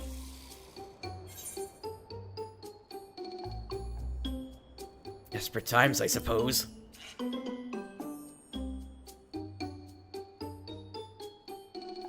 We're very grateful. A small warning, however. We know 5 treasures were stolen, but there could be more. Whatever you do, don't treat Apiahi lightly. I suggest finding out what power she has at her disposal, and what her goals are before making your move. Which reminds me, those you aided are most eager to see Apiahi apprehended. We'll tell them you're hot on her tail. For now, why don't you travel to Ul'dah and ask around? Perhaps our quarry has already tried to recruit the disillusioned into her ranks.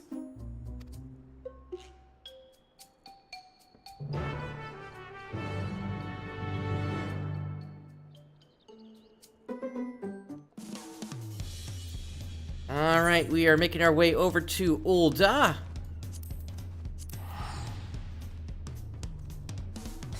And if I might say, I think I made the right choice getting off of Balmung today. If we're going there. If you don't know about the Balmung quicksand, you have not experienced the RP community in the game.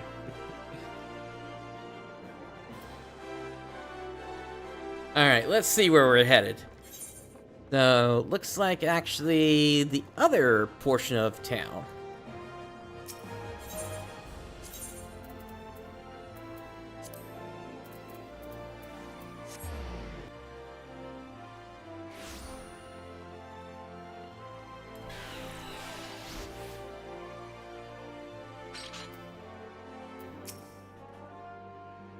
I don't know the name Apiahi, but I do know of a strange man.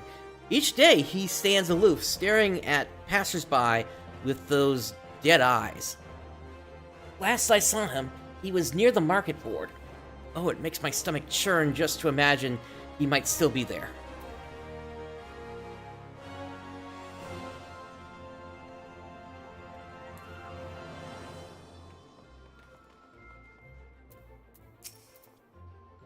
Villains who wish to topple the nations of the world?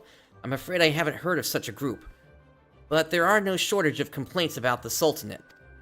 Most common are gripes about market fees. To hear the merchants tell it, every one of them is a single bad bargain away from an empty coin purse. I can't say they'd go so far as treason, though.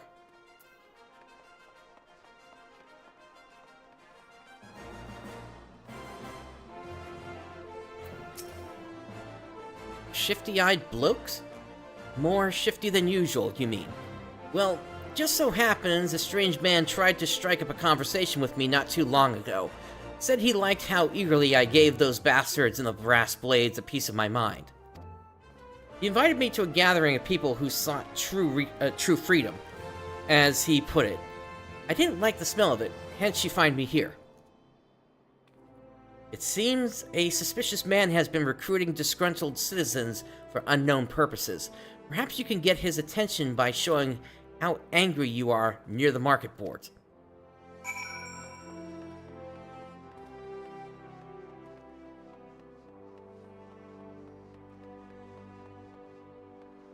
Alright, well then let me target the market board. And do I have anything?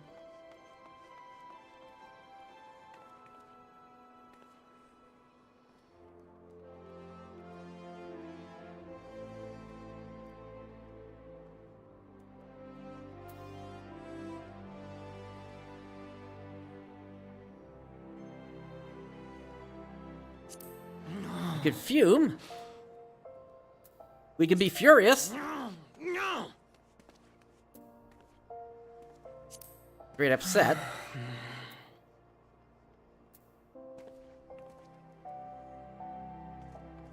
We can clutch our head. We could be taken aback. We can just straight up facepalm. But no, we just need to be angry. Or apparently not. Alright, where do we actually need to go then? Yeah, we're in the right spot. But is there somebody I need to talk to?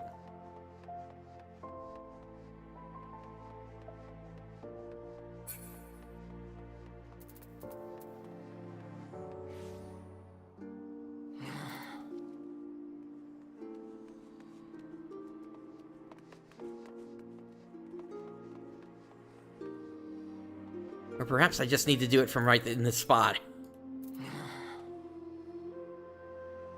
Okay, there we go.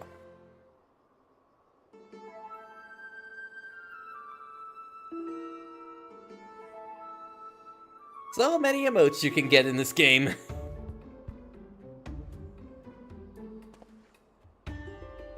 You there. Mind letting me bend your ear?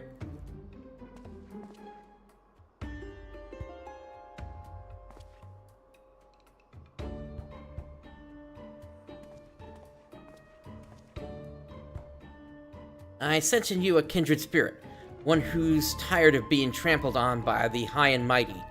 I think there's a place for you in our organization, the Passage of the Unbound. You might have heard tell of mysterious artifacts being used to incite unrest across the world. That was our doing. The oppressed finally striking back at the oppressors to win back the freedom they took from us. But we mean to aim even higher. And for that, we need more good men and women to lead us. Men like you. Interesting. As long as I get my own artifact, I'm in.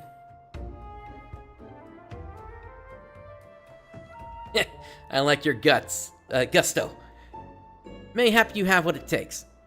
Mayhap you don't. Either way, you'll have to pass the audition first. You want a seat at the table, prove you're worth our while.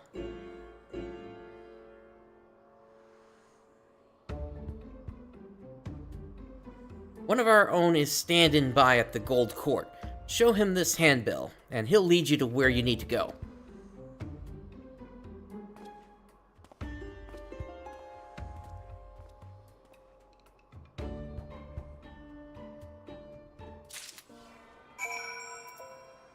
Alright, let's see how far away this is. Oops. Oh, not far at all. In fact, there's no closer Ethernet shard.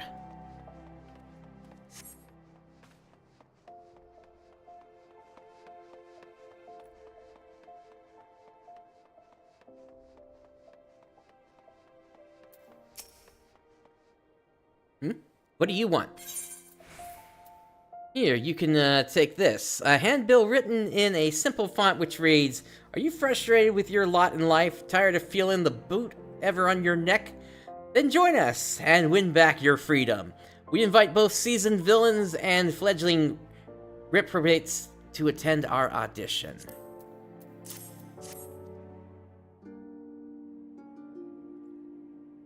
So you wish to lead others upon the passage, eh? You're welcome to try. But fair warning, this may be the hardest trial you've ever had to endure. Are your loins properly girded?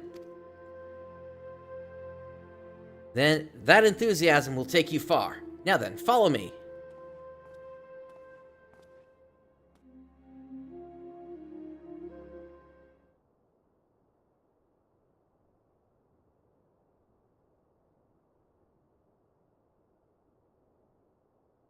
The audition will be held in this room.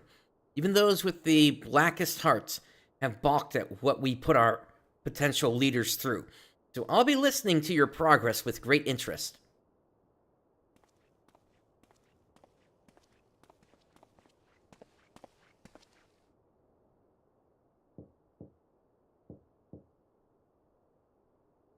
Enter.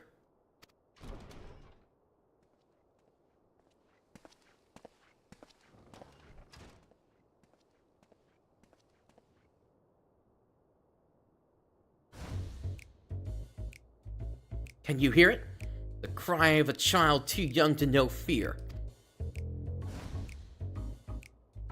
Can you see it? A black bird in flight, its wings staining the azure skies. And you feel it, the shape of the world as it should be, molded by hands free of feathers. The passage to a new morrow lies before you, the passage of the unbound.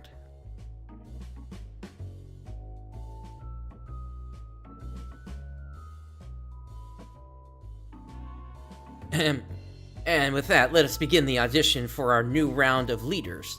May the selection committee please take their seats. What's Byaku doing in the background there? Okay, obviously that's not really Byaku.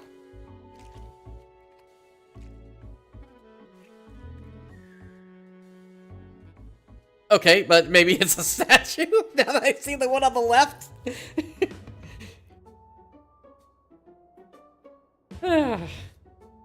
You look disappointed somehow. I understand. You expected to meet our founder. My apologies, but you'll need to prove yourself ere you're granted such an audience. Now, tell us your name.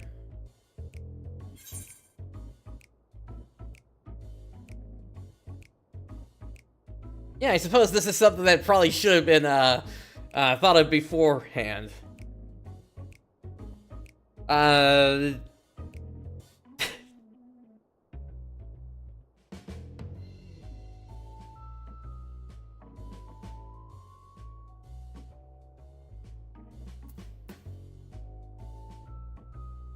Yeah, I would say let's refuse to answer.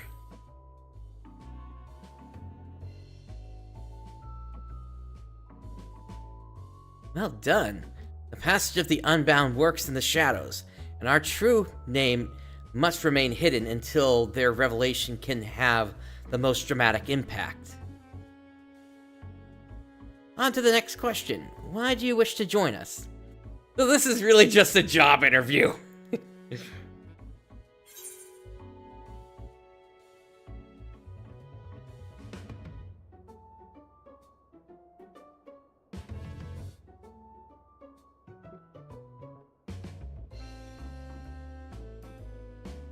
I want to change the world.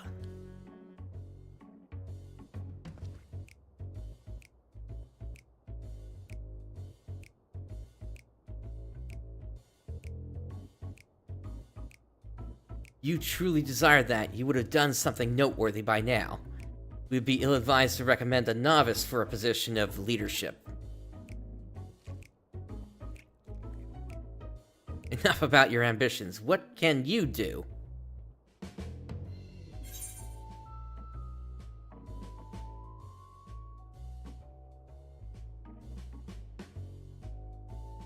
I can take on anyone, or anything, in a fight. Although that last answer there is kind of interesting, because I don't think I've even unlocked, or maybe I did unlock it, but I really haven't participated in Doman Mahjong at all. Anyway.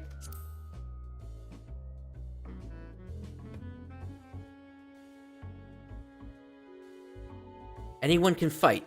You do know we're trying to topple nations here, don't you? We don't need someone with muscles. We need someone who can grasp the reins of leadership and lead us to victory. That's enough questions for now, methinks. Let's see if this one has the guts to stand against the entire nation.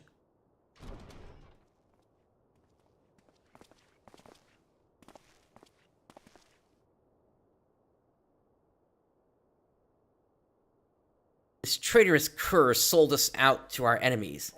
Chop off his head for us, will you?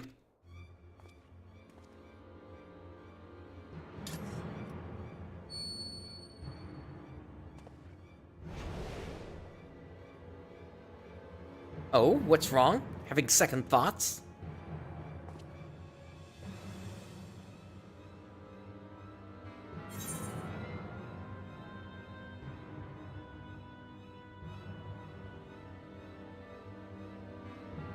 We'll take the weapon in hand, but that doesn't mean that we're actually going to do it. I would expect this guy to be struggling more if there was actually danger to them.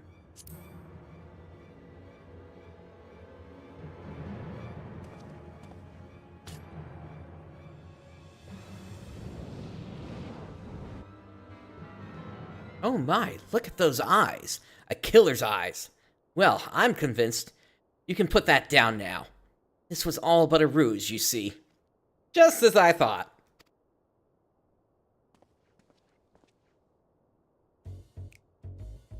You played the traitor most convincingly, my boy. And now you may leave.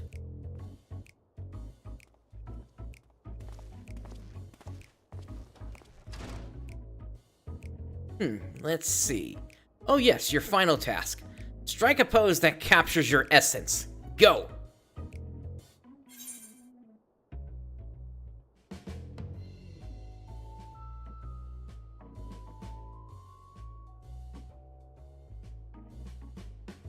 Let's do something that captures beauty. That seems to be something I remember a bunch of them doing.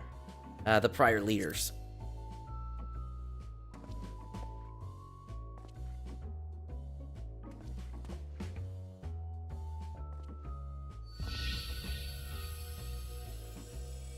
Oh my, such confidence, such grace. They quite literally emanate from you.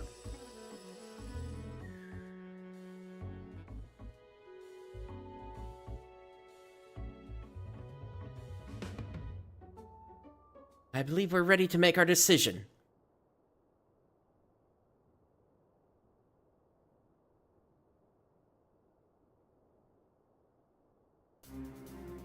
You truly are singular among the other applicants. We can confidently say you've passed the first audition. Of course there'd be more interviews! Even hard-boiled Shaltafik nearly cracked under the pressure of our inquiries, but you remained composed throughout. Congratulations on your impressive feat.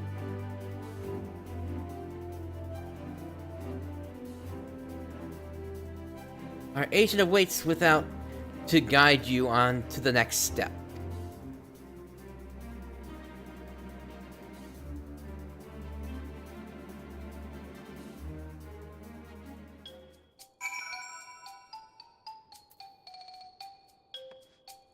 Let's see if they have anything else to say. Quite the selection of candidates this time.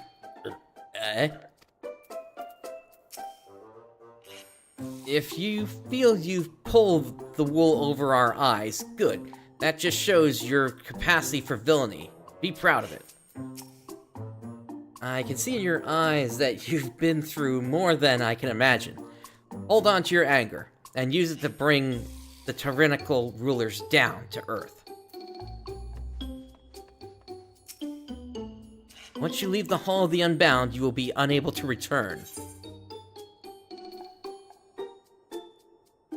That's fine.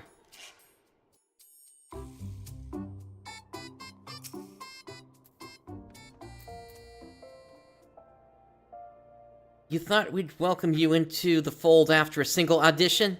I'll have you know our standards are higher than that. By the way, if you had failed back there, I'd be guiding you to combat training right now. You never have too much fodder for the cause, after all. Not many have been where you're going. But don't celebrate just yet. The hardest part is still to come.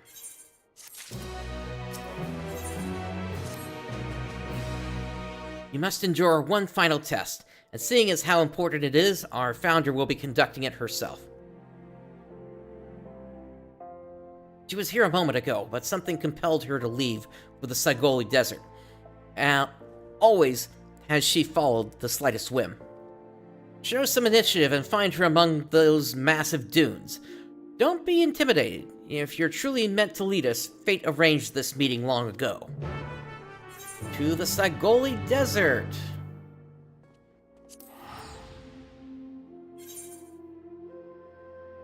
Actually, no, I gotta head to, Forgotten Springs.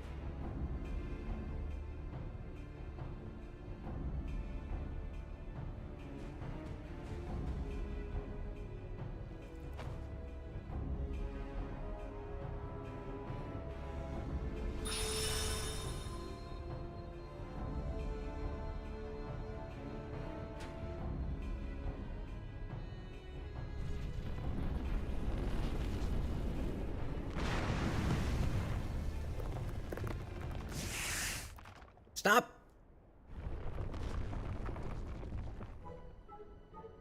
Ah, is this gonna unlock Beastmaster? Okay, probably not. Spin!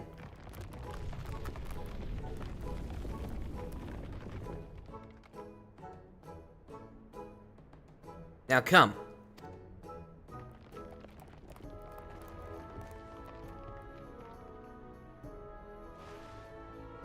Good boy, good boy.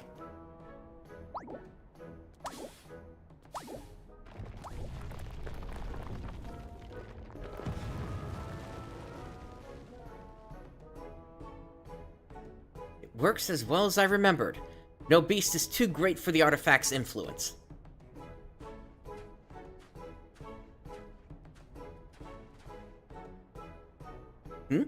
What are you doing here? Do you fancy strolls amongst nondescript sand dunes? Or is this not a chance encounter? I've made it through the first round of your interviews. That's so. My underlings see potential in you. Ah.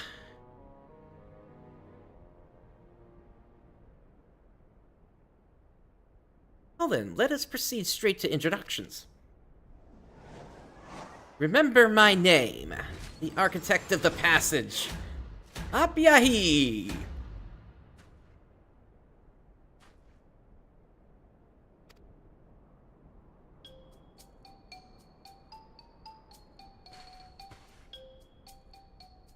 If you wish to be one of my chosen leaders, there is but one requirement: boundless charisma. Extraordinary strength and unparalleled intellect mean nothing if you lack charm. No one will follow a bore. Yet when spoken with the right tenor, even wicked words can resonate with small folk and rouse them to action. They'll gladly throw themselves into the thick of battle for a cause they believe in. Our cause. I did well in forming my first cadre of leaders. Their absolute devotion to indulging their own desires moved even me to tears. For all their faults, I still wholeheartedly believe they were worthy of wielding the artifacts.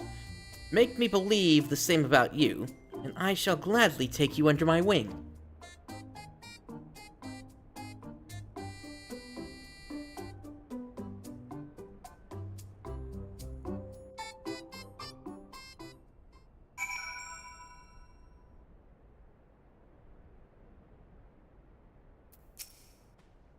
Well, now's your chance to impress me. Tell me, what do you wish to gain by overthrowing the nations of the world?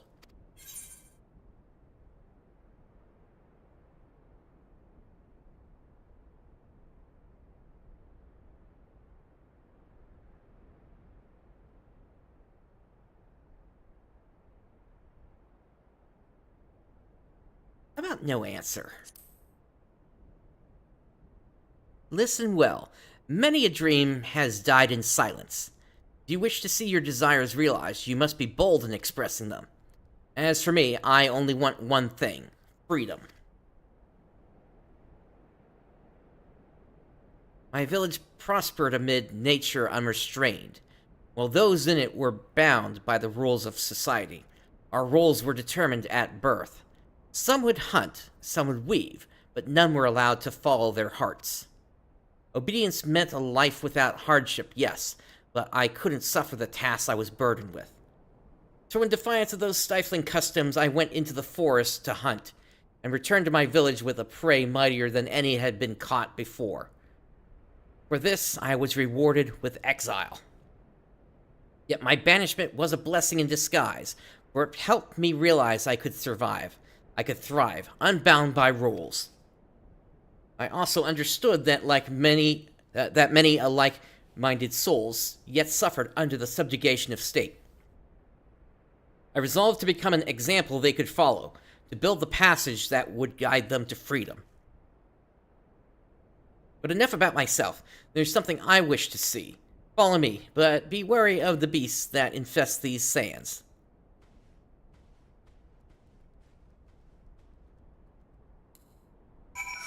Alright, we follow to the south.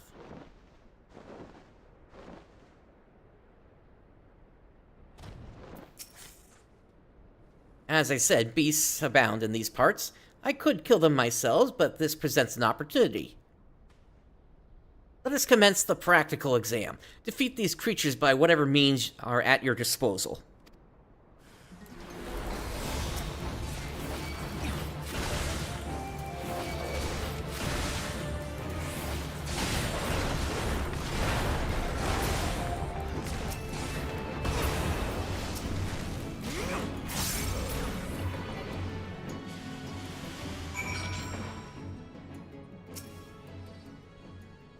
That was a fine show of strength, fine enough to impress the meek into following you, I dare say.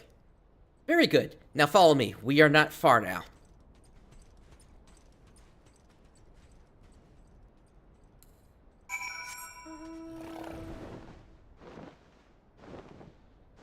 Got a sprout running through the area, apparently.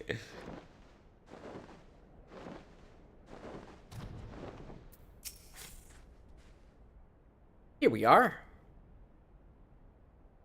I've heard the stars are breathtaking from this vantage. In old they would charge you to view the sky from a place like this. as if there weren't enough hands grasping at our coin purses. Let us wait a while and see if the stories are true.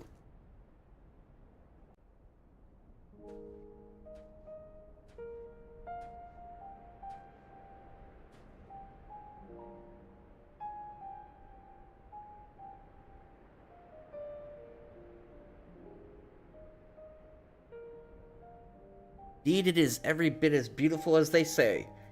It was a worthwhile trek, wouldn't you agree? The light from those stars traveled all the way from the edge of the firmament, obstructed by nothing on its journey, free. I believe people have the same capacity. Each of us a star unto ourselves, the light of our lives illuminating the farthest reaches of the heavens.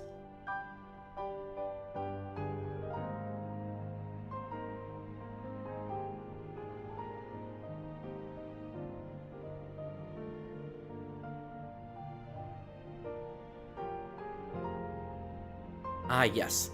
You've passed, by the way.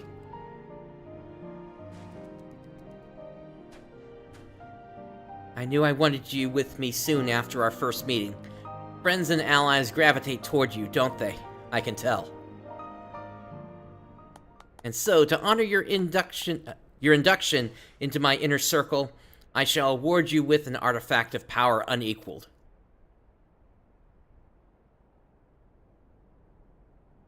Is what I'd like to say.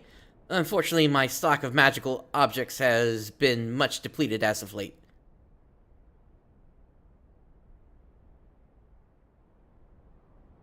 Are you truly so crestfallen? I suppose I cannot fault you for staying true to your ambitions. The artifacts wielded by the previous cadre were purloined from across the continent of Tyrol, where they were enshrined as objects of great power. Alas, we had greater need of them. Mine, however, came into my possession long before that.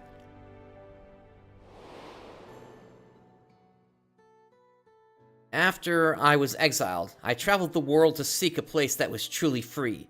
Disillusioned by every nation I set foot in, I eventually crossed the ocean to Tyrol. In the remote outskirts of Shock Tyrol, I came across ancient and forgotten ruins. And within, I encountered the spirit of a Yakoi who called himself the Wise One.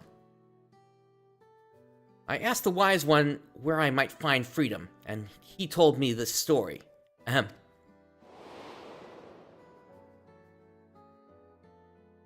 When I yet lived, my people ventured into Shock Tyrol.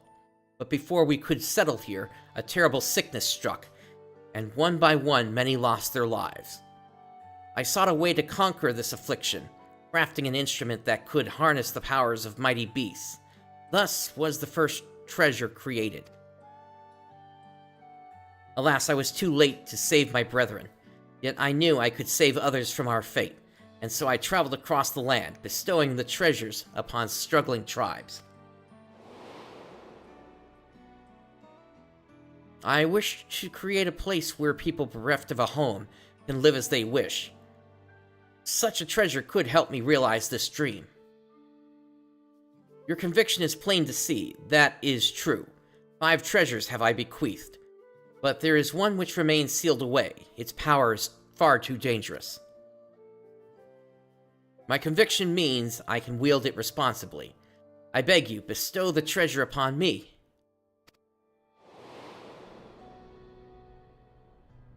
My words must have swayed him, because the spirit's final act was to honor me with the relic before disappearing.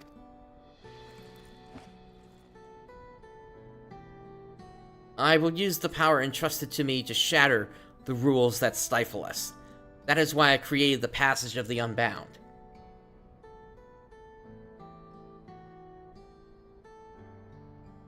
And now you are one of its leaders. Stand by my side, and together we shall release the people of the world from their chains.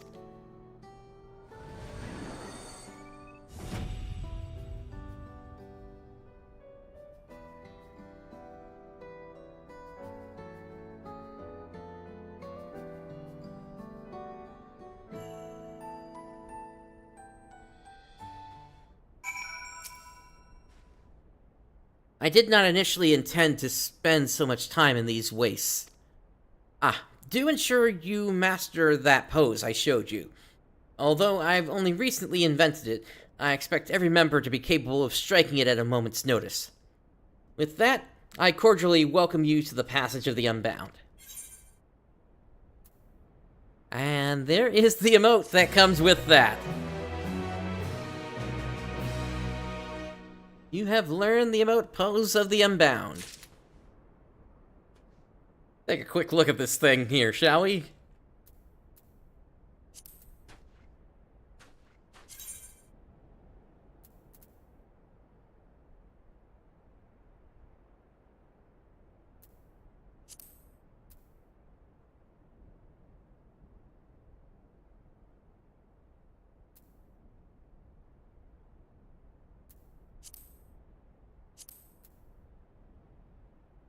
Where is it? There it is.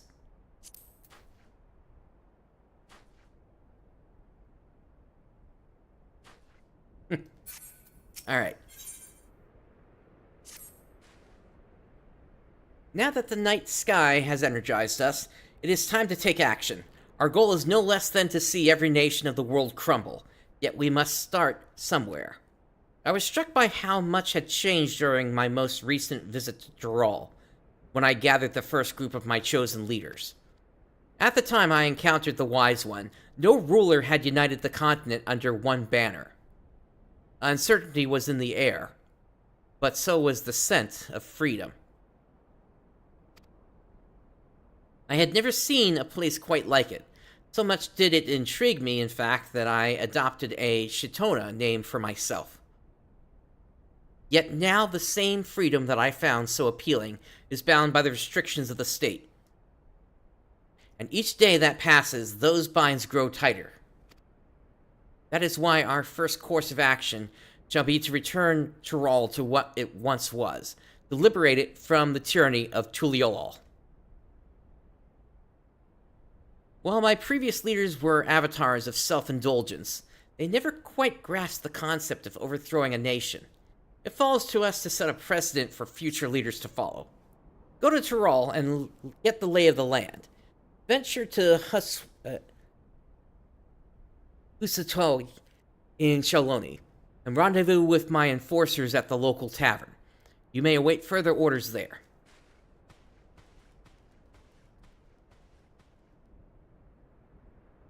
Apyahi's scheme has been laid bare. You should bring this information to Raul Majun in Tuliolol.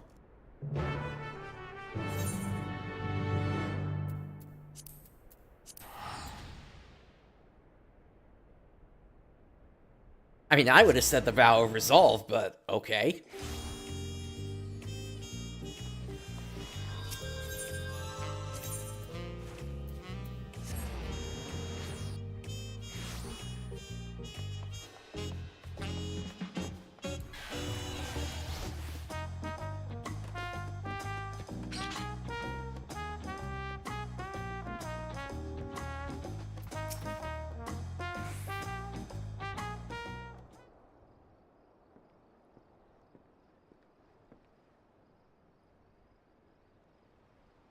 Prince, you are returned. Were you able to track down Apyahi? I see. Her methods for testing the mettle of her would-be leaders are as unique as the candidates themselves. Yet learning that her next target is Tuliolol only makes this sinking feeling in my stomach worse. This revelation doesn't come as a complete surprise, you see. We've heard whispers of a plot against the city, and have been aiding the Landsguard with investigating leads. While you were abroad, some familiar faces showed up to lend a hand. Oh, speak of the withdrawal.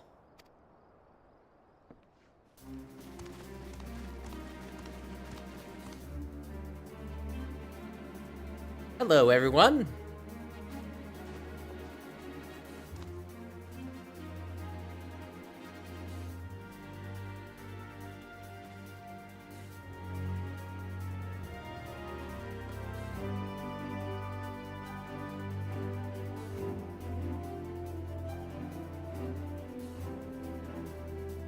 When Brook Ivu sent word you meant to pursue Apyahi, we were eager to join the hunt. Yet right as we were arranging a ship to cross the ocean, we spied a suspicious group disembarking at the port, and decided we might better aid you by tracking their movements. They claimed to be looking for work and obtained permission to travel to Shaloni. But upon arriving, they went to work of a different sort, asking anyone they could find about Tuliolol and the inner workings of its government and defenses. When not bothering the people of Shaloni, they loaf about in Husatawi. The master of the tavern there said the group spend long hours talking to other patrons, rarely ordering a thing, and going on about some plan. Clearly, they aren't the enforcers Apyahia mentioned. We need to find out what they're planning and how Apyahi's treasure fits into the picture. Then we can figure out how to stop them. Let's split up. If these enforcers are as talkative as they seem, I'm sure it won't be hard to eavesdrop. Let me help too. I have an idea that might make things easier. But it requires Prince to aid us. I hope you can oblige. Leave it to me. Then it's settled. Loshikana, Hepeke, and I will work to uncover the nature of Apyahi's treasure. These link pearls should make it easier to communicate. I bought them from a foreign sailor. I knew they'd come in handy sooner rather than later.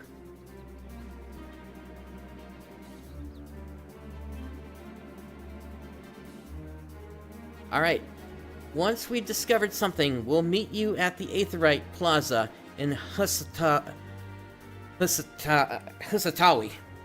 Goodness, that name is such a tongue twister.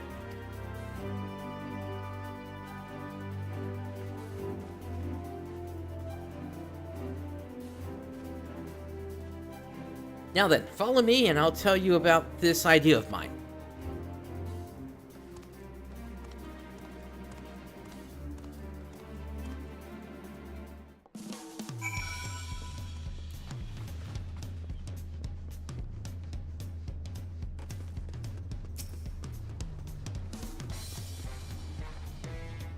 I have something that will make our job a lot easier. The Dreamweave Cocoon. The village elder understood how much it means to me to bring the unbound to justice for their crimes, and entrusted me to do so once and for all. You've met this Apyahi in the flesh, yes? That means you can use the cocoon to imitate her. It can do that? Why, I was ready to use stealth and deception, but this will make getting the information we need much easier. I'm thinking exactly, but it will be all for nothing if Apyahi reaches them before we do. Let's make our way to Husatawi at once.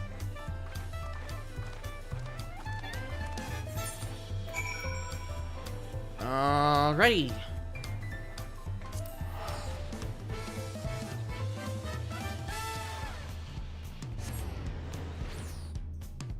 Yeah, this could be fun.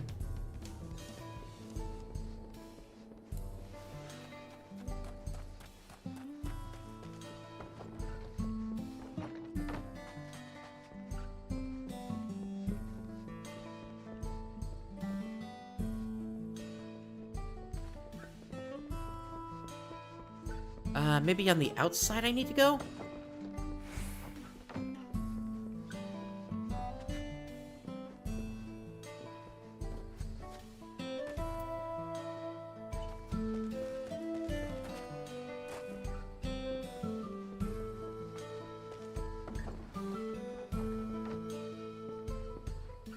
Right above here, okay.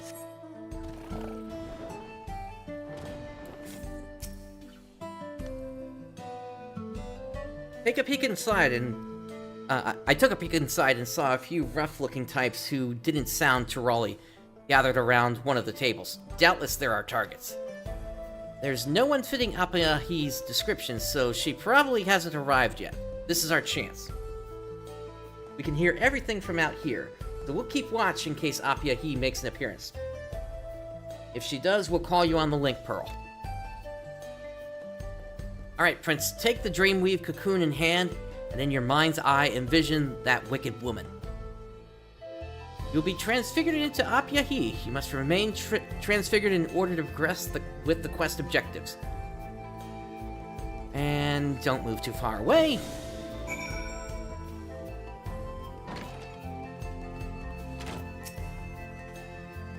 Oh, boss.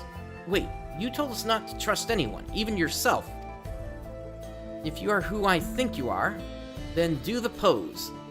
We've all got sore arms from practicing it so much. You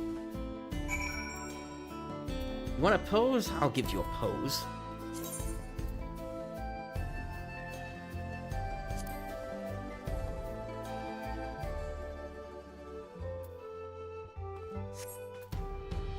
No one but you could strike a pose half as inspiring.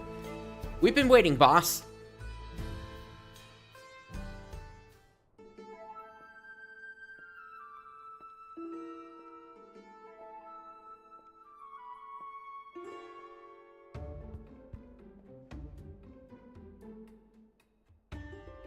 Now that you're here, that means it's time to mobilize, right?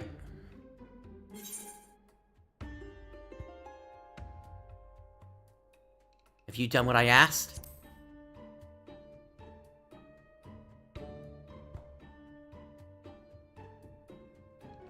I think we have it memorized. Still, it couldn't hurt to review what you told us. We launch our attack from the gates of Tuliolol.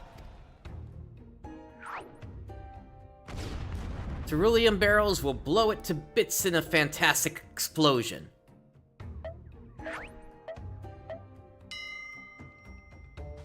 And Elrit's concoction will give us strength to crush the Landsguard like ants.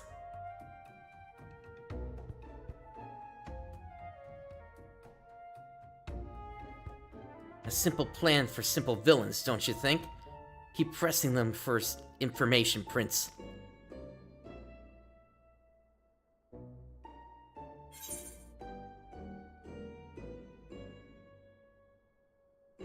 And how will my artifact aid you?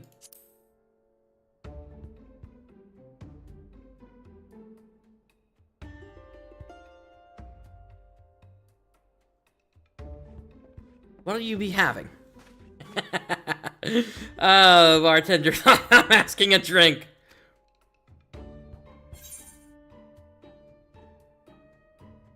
Excuse me, we're in the middle of something. Actually, no. This could be a trap. Your finest libations to lift our spirits.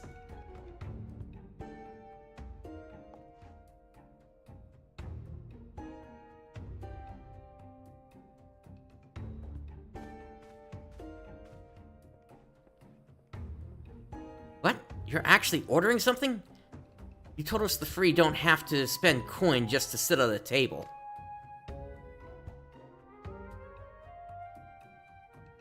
Prince, we see the real Apahi approaching.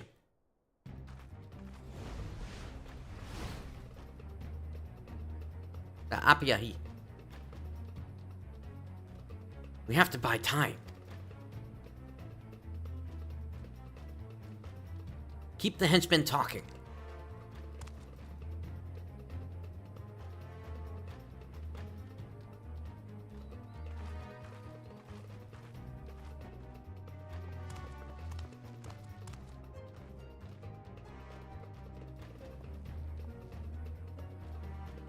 You there, excuse me. I, wouldn't go in here. The drinks are more water than spirit. That's so. Well, good thing I'm not thirsty. No, the food.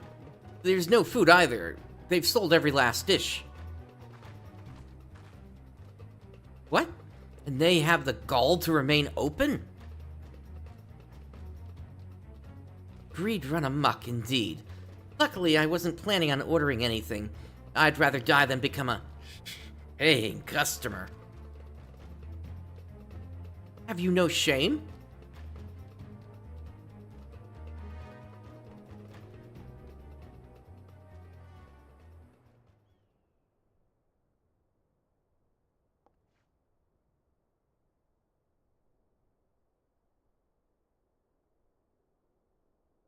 There was something else. I didn't think there was.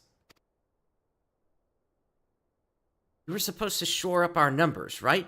You said that artifact of yours would give us an army. Well, did it? Prince, get out of there. She's coming in.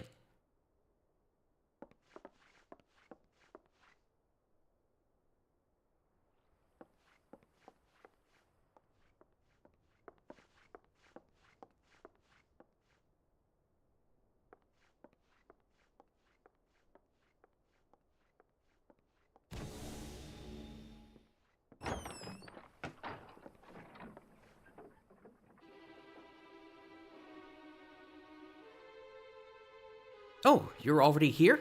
You move quickly.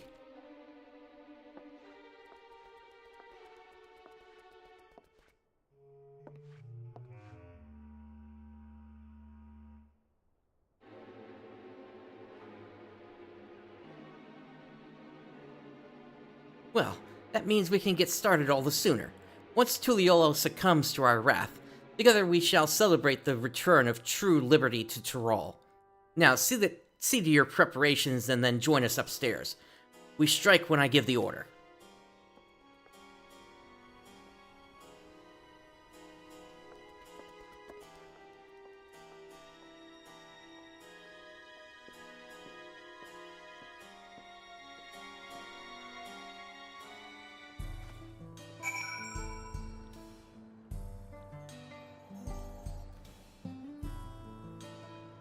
Alright, let's have a quick chat here.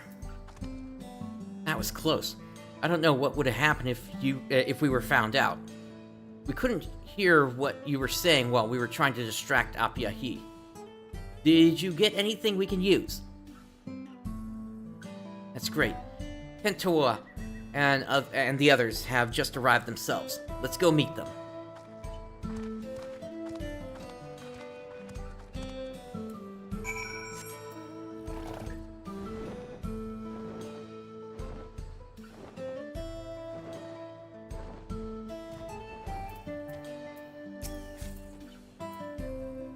Cocoon is safe with me. I wonder how their search went. I heard you transformed into Apyahi herself. The varied powers of the treasures never cease to amaze. While we are somewhat unfamiliar with the world outside Shaktaral, we were able to gather some information which should be of use.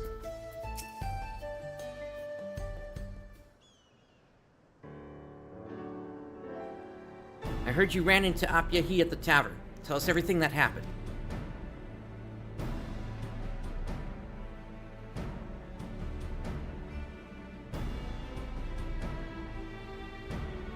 I see. Her plan is to strike at Tuliolo from the Shaoloni side. Then we can focus our defenses there. You said her minions spoke of an army being summoned by her treasure. That matches with a story we heard. It was told to us by one of the Vipers. We hope their expertise in tracking deadly beasts, such as the Tyrol Vidral, the very source of our treasure's powers, might provide insight on the capabilities of hers. Apparently they received reports that creatures across Tyrol were falling under the thrall of a Shitona woman. Even the most feral beasts obeyed her like a docile lamb. That reminds me of what happened in the desert with the sandworm.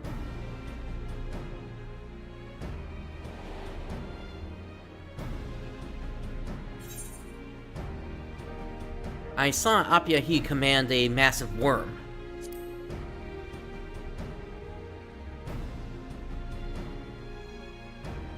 Well, we now know what our enemy is capable of. I've heard that some animals hunt by hypnotizing their prey with sound, smell, or even magical energy. Perhaps the Tyrol Vidral, whose essence lies in her treasure, was one of those, but it's difficult to say which. Even so, we know Apyahi's plan and the threat we face. We can prepare for whatever she might throw at us. We'll cut off her advance at Zorgor the Boundless. I'll take everything we have to drive. It'll take everything we have to drive her back. But if we fight as one, neither her nor her beasts will take a single step into Tuliolol. I'll stay here for a while and keep an eye on things. If Apyahi makes a move, I'll contact you at once. Can you tell Raul Majun what we've learned?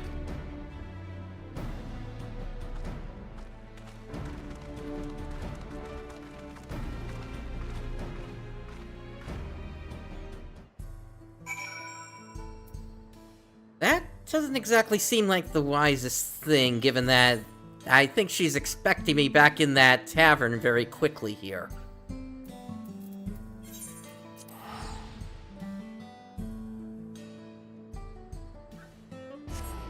And what better place for me to be than right next to her while she begins the attack, and then I can just simply capture her quickly.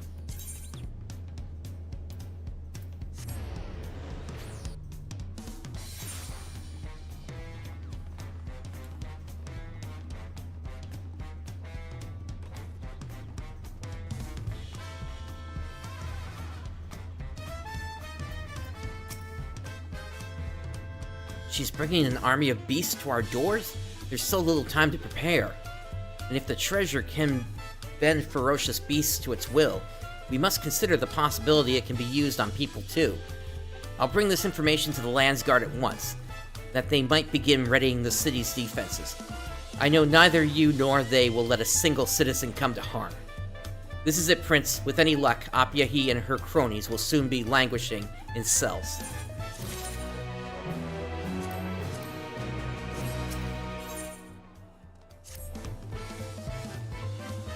You said Tentoa was keeping watch in Usatawi, right? I suppose no news is good news. Apyahi and her minions are preparing to depart. It's time, everyone. We make our stand before the gates of Tuliolol. And here I was hoping that Apyahi would turn herself in. Well, I suppose she'll just have to be brought in by force. She might have that treasure, but she doesn't have our allies, and she certainly doesn't have you. Today we stop the Unbound, and tomorrow we'll welcome a dawn in Tuliolol, free of their shadow.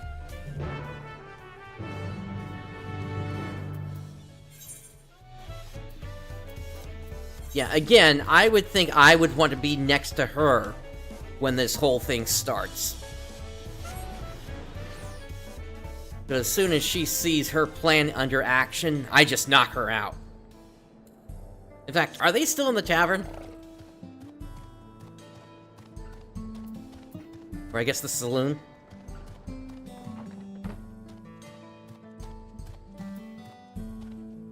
No, they have left.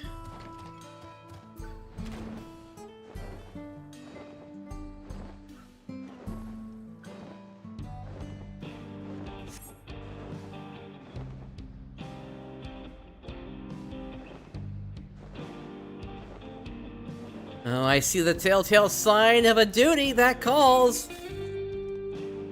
I can't fight, but I have medicine at the ready. I'll help however I can.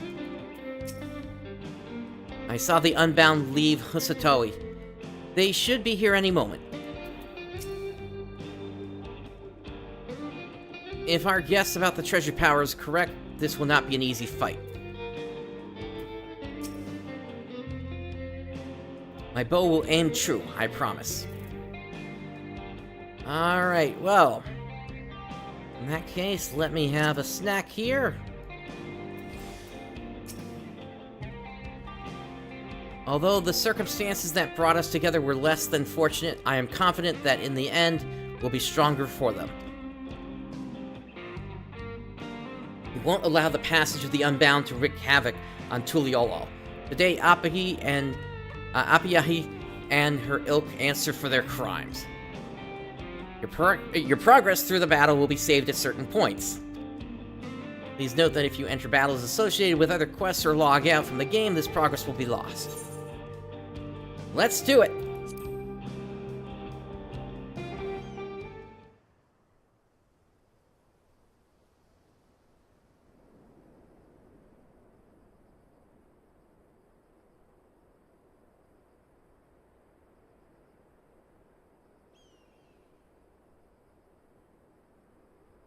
Again, I still say I should be next to her so I can just knock her out quickly.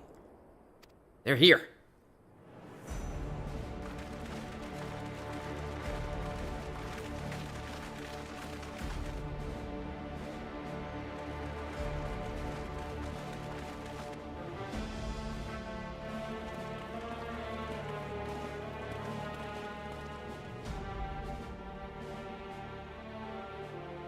We knew you were coming, Apyahi. You and your gang of thugs won't be going any further.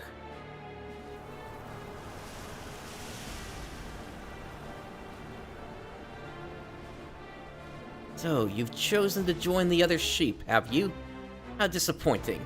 I offered you so much more than the life of a lapdog.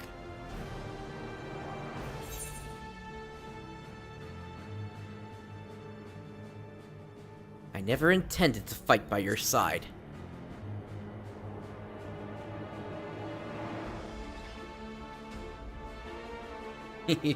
Of course you would say that. You are Eorzea's savior, after all. So they knew then. I knew it from the moment I saw you, and I suppose now you're asking yourself why I was so forthcoming with my plans.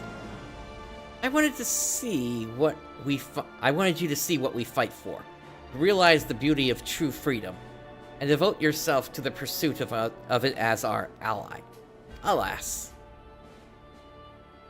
your allies only follow you because the treasure has them in its thrall. No one would willingly follow such a reckless leader. Interesting. You think I have the power to command others against their will? Well, don't you? Oh, you are far more foolish than I believed. I would never rob anyone of their freedom. She's gone.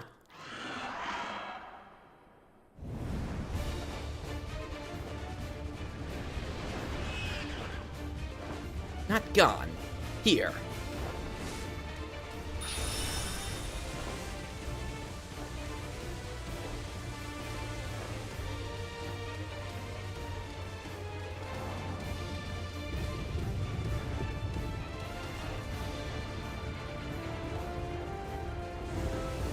Look, beasts approach from the Tuliolan side.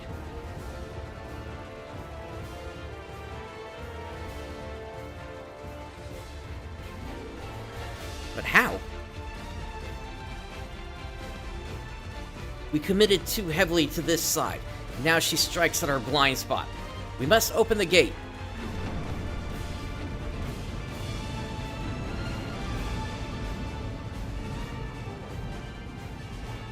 The path to a new tomorrow lies ever before us. We need only be brave enough to walk it.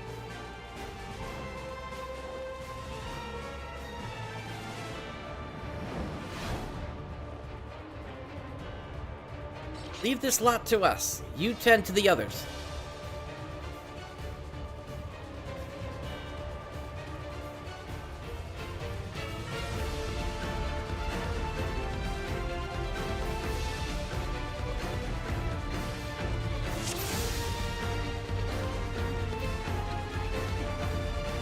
We have to take care of these beasts before going after Apyahi.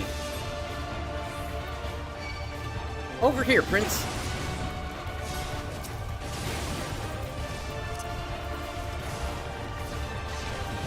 Well, as a tank, let me do my thing.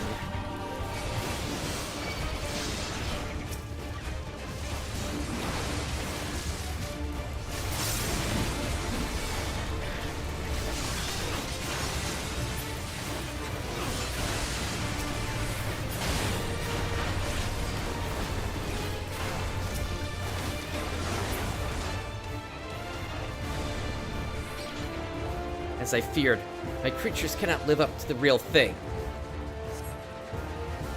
How about this?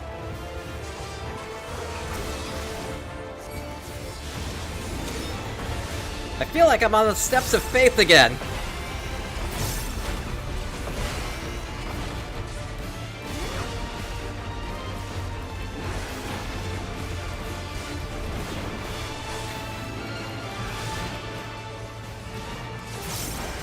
I'll And this is a single blow. No, I think not.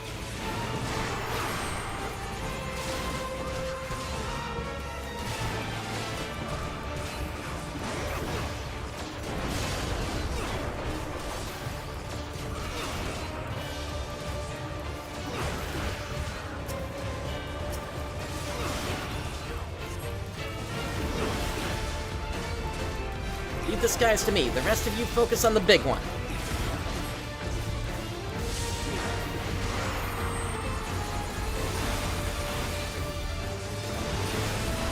Now, if you're just gonna tank those hits, well then, by all means.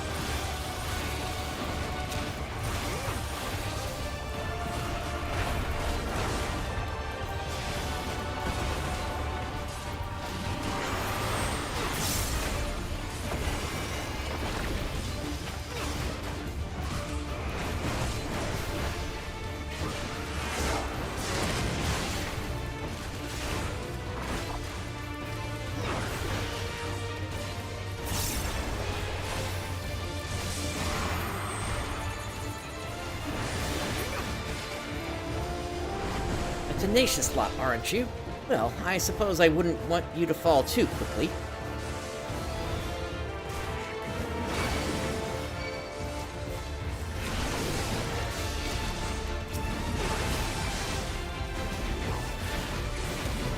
There's so many, but we will persevere.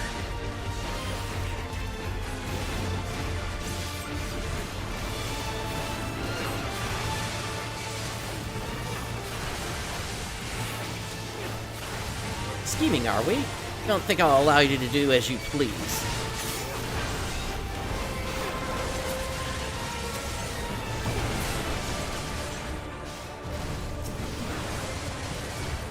Alright, so we gotta take some hits for them. Not a big deal, though.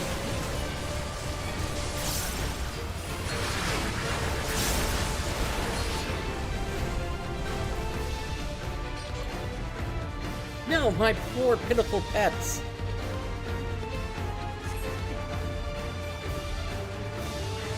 So I cannot rely on numbers alone. Keep them distracted. We'll be fine. Go after Apyahi.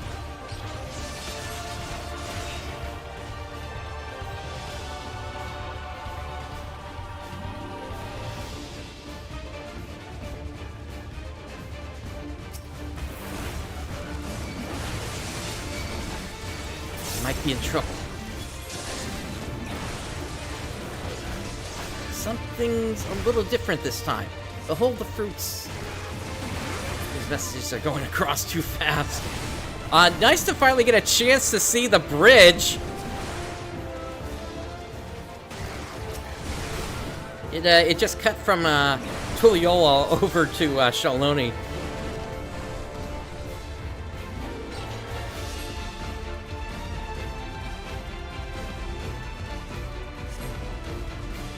You're strong, to be sure, but so is this. Send your worst. I won't lose.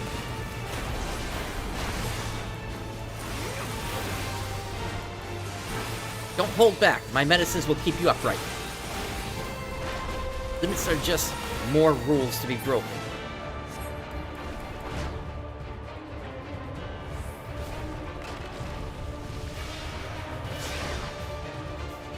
This doesn't look good.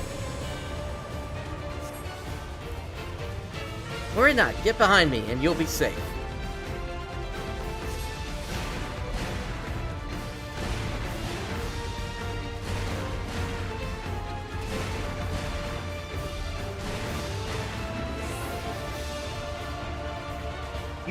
You survived that?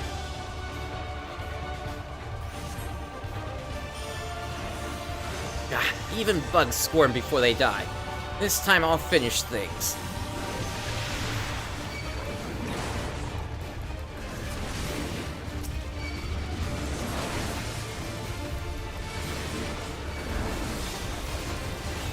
Something's gotten into them.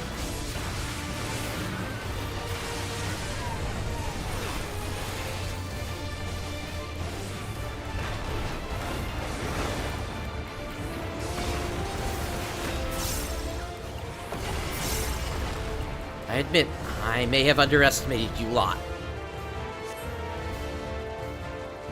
And while defeating you would be quite the feather in my cap, I'm trying to read through those as fast as I can. Curtis says she's making a run for it. Follow her, Prince.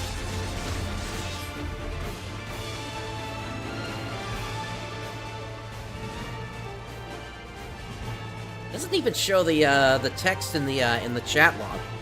Anything that would obstruct the free world I aim to create will be destroyed.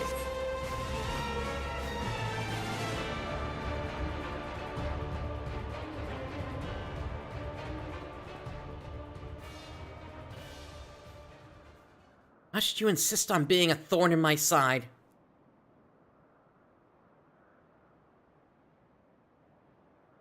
Very well, then I shall plant the banner of evil upon the corpse of Eorzea's hero, and the meek shall flock to me.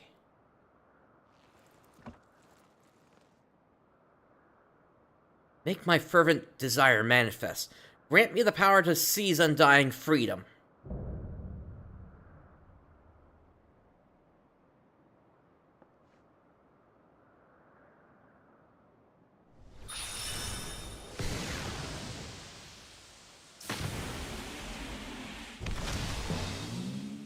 A Sabotendar.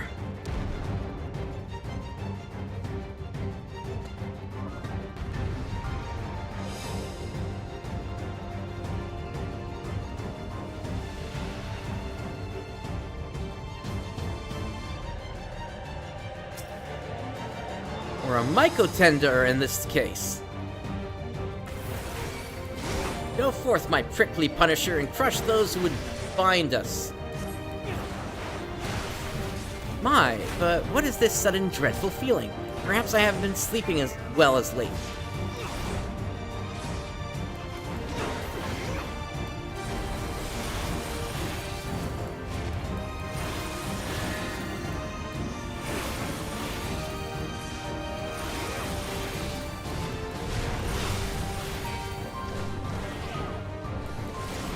Ah, that's a shame. My thing, prevented me from getting knocked back the way I was supposed to. Alright, let's get back in there.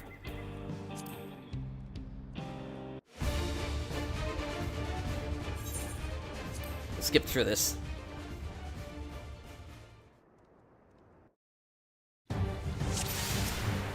Alright.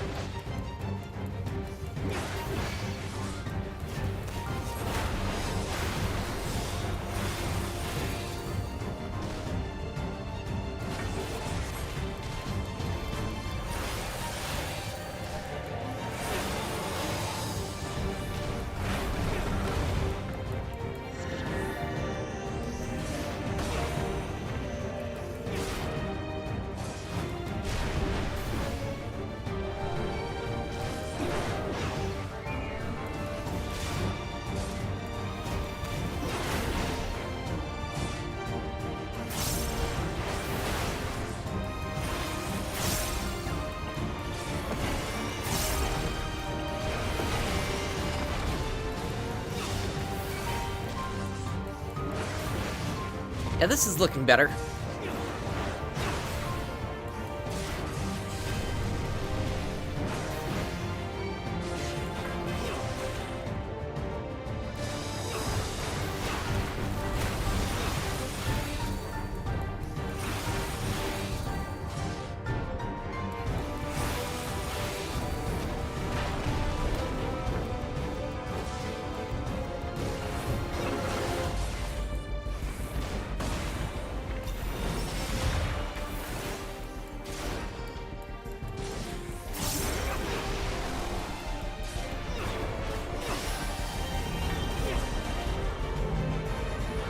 Gotta get in here.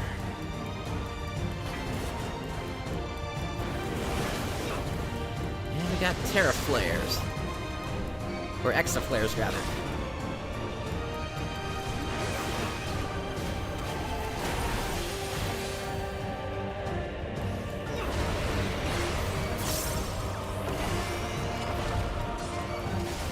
Impressive. I expected no less of you.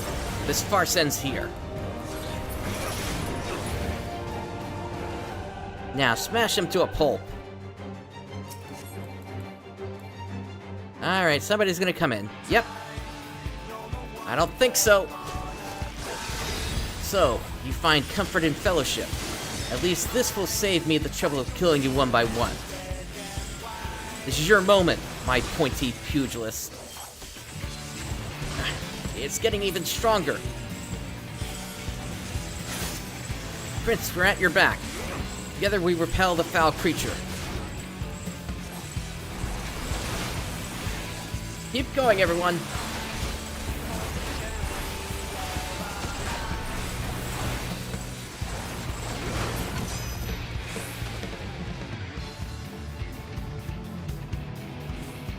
How can you stand before the treasure's might?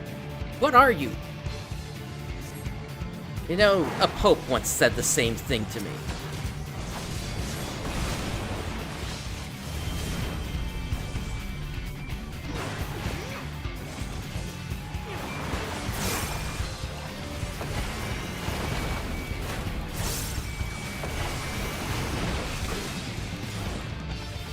Do not falter, my spiky soldier. Gather around Prince, everyone.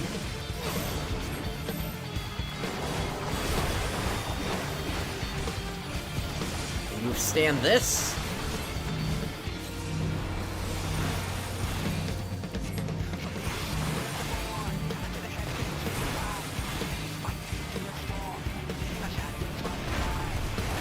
You scurry about like rats. Pulverize them with this, my barbarian.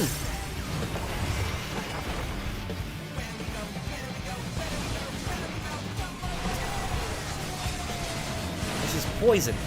Stay away from it.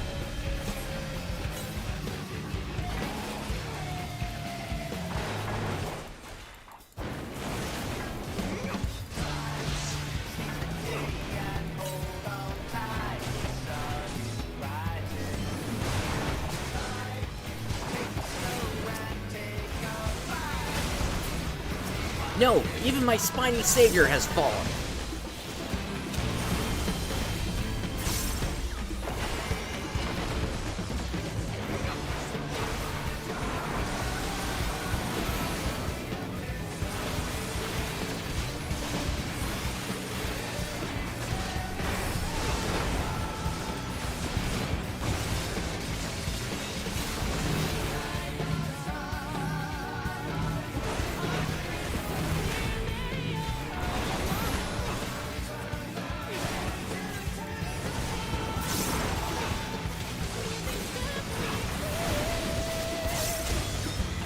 I'm not finished yet. I can replenish my ranks. Well, we'll see.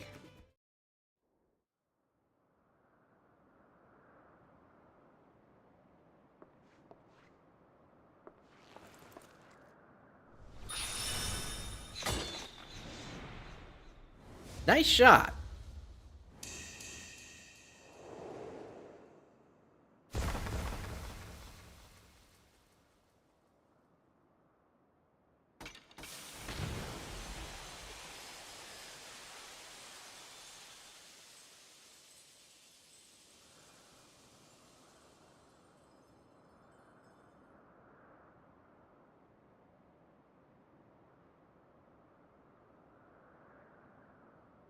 Seems I must admit defeat.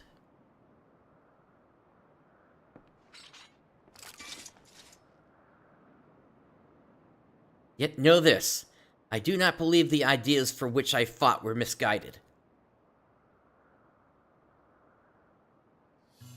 Think back upon the leaders who came before you. Those 5 self-serving souls who dared to live as they pleased.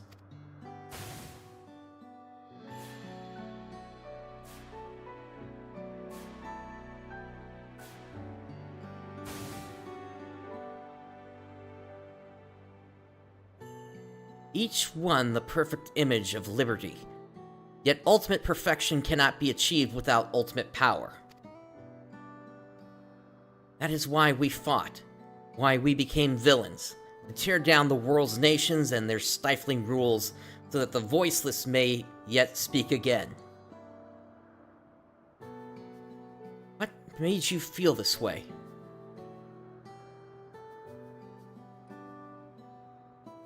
Prince has told you already, surely. Yet the exile that emboldened my hatred of meaningless restrictions also led to my awakening. I couldn't have known true freedom without it. And as I traveled the world, I noticed the same thing everywhere I went, that the many were bound by the few. In Gridania, citizens are discouraged from joining hands with their neighbors. In Ul'dah, merchants craft laws to exert their controls over others.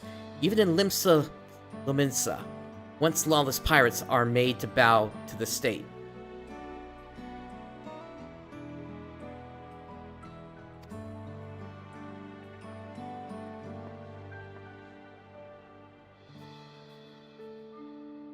Indeed, Rooks, yeah, indeed.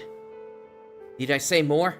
The countless Ishgardians who were tricked into sacrificing themselves when their church fanned the flames of war. The people of the East, whose entire lives are determined by outdated customs and mores. I had to go west to find what I sought. Here in Tyrol, I lived a life unbound.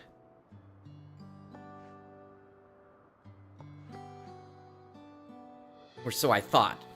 After a terrible tragedy, I was forced to find a new home once again. Terrible. What happened? I can scarcely say it. I was asked to pay for my lodgings.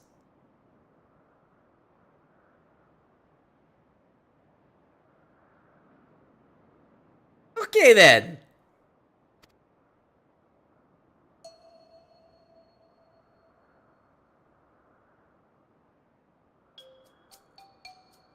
Pay?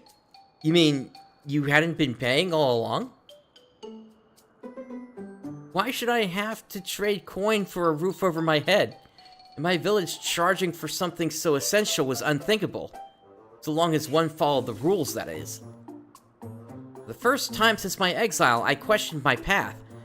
I nigh convinced myself that taking care of my drunken sisters night after night wasn't so bad after all. Where do you live again? No, that doesn't matter. Surely, if you can accept trading labor for housing, you can understand the reasons behind trading coin for it. No. Money is just another rule that's used to control us. The rule that I won't accept. I was forced to live on the streets. In my tent I plotted. The rebellion would start with me, and end with the authority of every nation in tatters.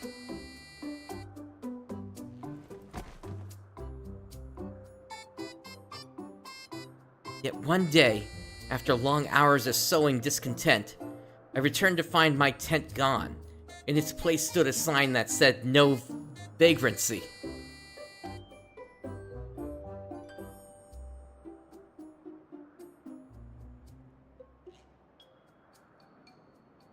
The last thing you owned was gone in an instant.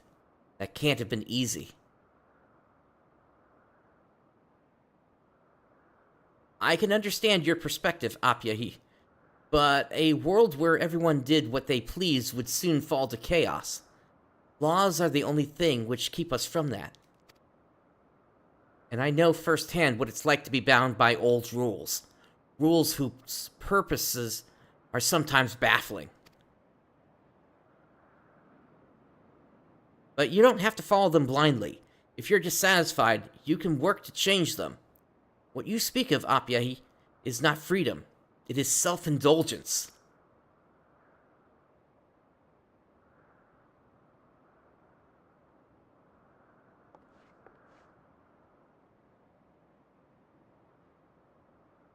So you're saying, if I change the law, I can do whatever I please? Yeah, good luck with that after what you pulled here today and with everything else.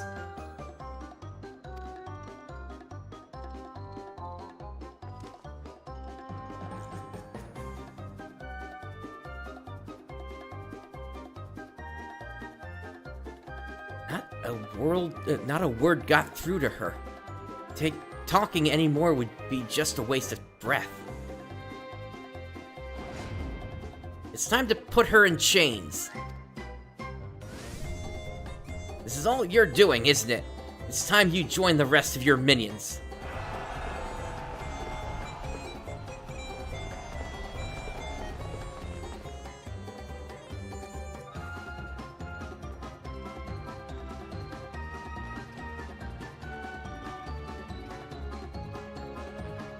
I won't resist, but this isn't over. Those who share my vision will hear of this injustice, and they will carry on my legacy.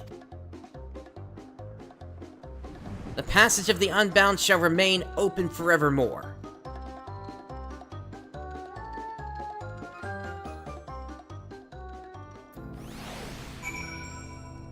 Yeah, maybe we'll see something again next expansion, but honestly, I kind of have my doubts that it'll show up as a role quest, because it would require completing these role quests.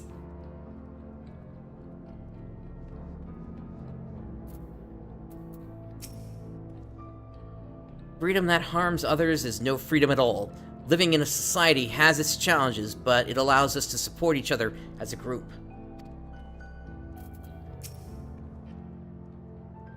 Judging by how her force was mostly composed of wild beasts, I take it Apyahi couldn't send many of her henchmen to Tyrol.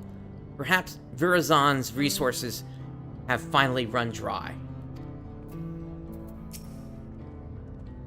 Finally, the Unbound are in chains. Do you think Utoka would be proud of us? Of me? I knew anyone who admired Elrit would have twisted morals, but even so, I'm shocked by the death of Apyahi's depravity. Your bravery was inspiring, everyone. Apyahi is in the custody of the Landsguard, and her treasure is destroyed.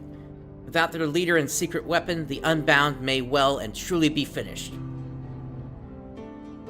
We should return to Chabalyutai and let Ralmajun know about our victory here.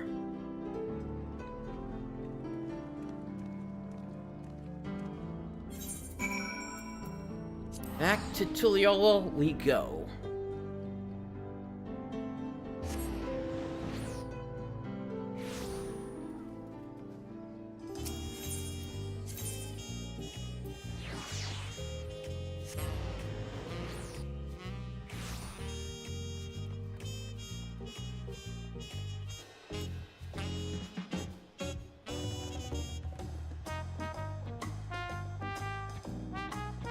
Alright, here we are.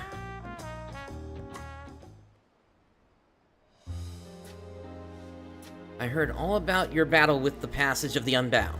Leave it to you all to not only capture their leader, but to do so without anyone in Tuliolo coming to harm. By the way, mages from the Wing of Protection inspected the remains of the beasts you fought. Their discoveries were surprising, to say the least. They weren't actually individual organisms, you see, but a collection of minute fungi that had taken the form of familiar creatures. The mages concluded that the Tyrol Vidral sealed within the treasure was likely once a fungi itself. This explains the sightings of Apyahi traveling with beasts of all sorts at her beck and call. She built her army by finding the fiercest creatures she could, and recreating them with the power of the treasure. But you stood against that army without a shade of fear in your eyes. As a token of gratitude, you're all welcome to tacos on the house whenever you're in town. Speaking of which, I hear Tentoa and the others will soon be returning to their respective villages. Goodbyes are always bittersweet, but I'm sure they'd love to speak with you one last time.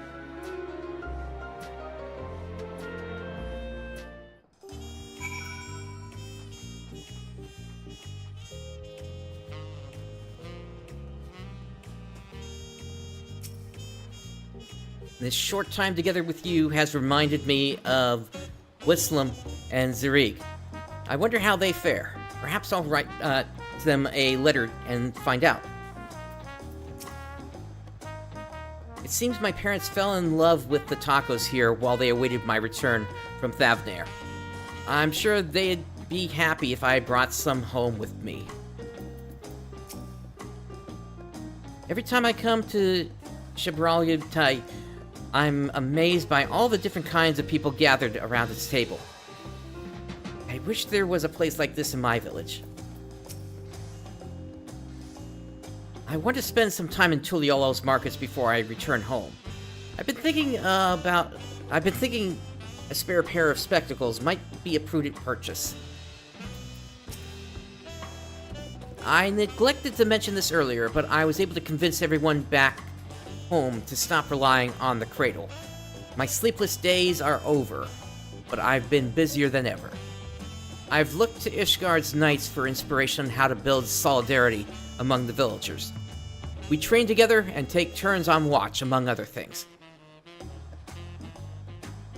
Loa Zenequi no longer needs to spend her days abed, and sometimes joins us in our drills. I admit this new life wouldn't be the same without her. A new life for which we both owe you thanks, Prince. We'll keep striving to follow the example you set for us.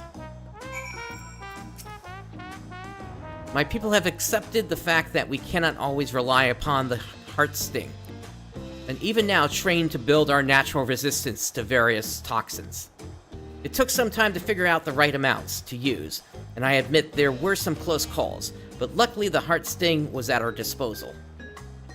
Yet I believe that our strength lies in our ability to conquer hardship. I hope one day we can trust in our own abilities. That being said, it's been some time since I had a meal that wasn't laced with poison. I'd forgotten how delicious food could be. The others will be glad to hear how key the Dreamweave cocoon was to our success. And though it seems Apyahi recognized you from the moment you met, it didn't make a difference, did it?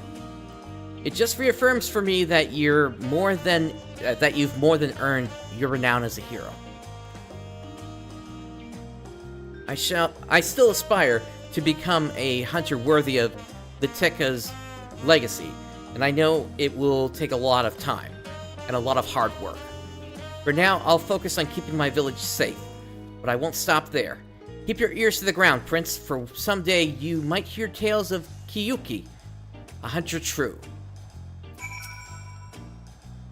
Everyone was so brave. My heart always starts pounding when the fighting begins, but I didn't need to worry. Since I'm here in Tuliolo, I'll visit the market before I return to my village. Oh, I almost forgot. Kakulja sent me a letter. He said the authorities have taken his circumstances into account and decided to be merciful. He'll be released soon. And just as promised, my village will be the first place he visits.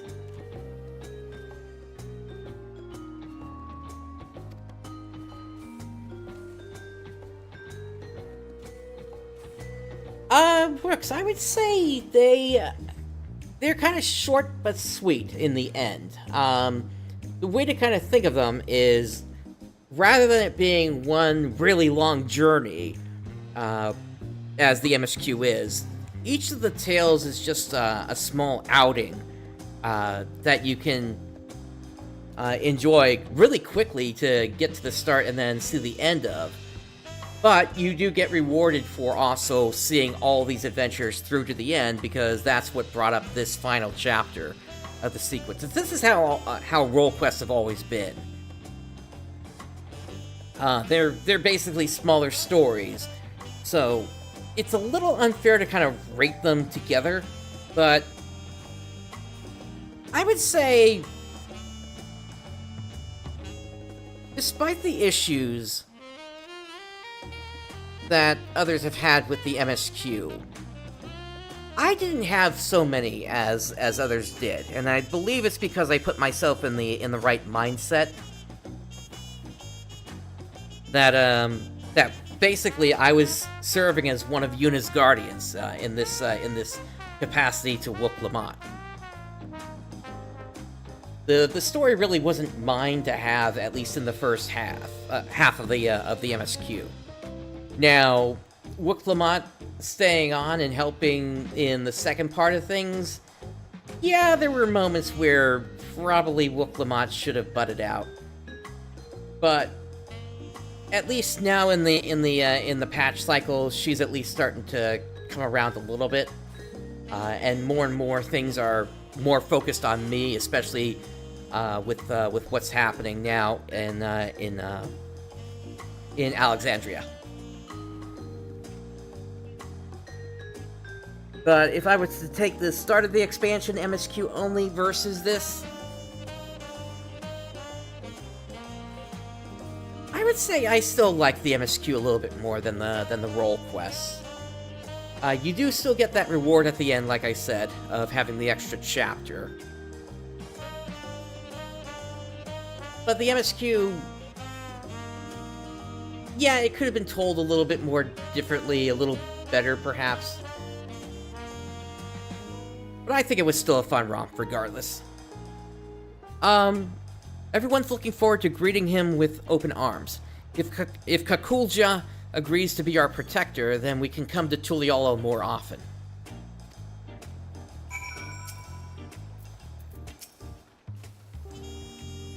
To think the origin of the treasures lies with the Yakui. Even with such dominating strength as they possess, they sought still more when their very survival was at stake. My people were afraid of the Apex, and so sealed it away within our treasure.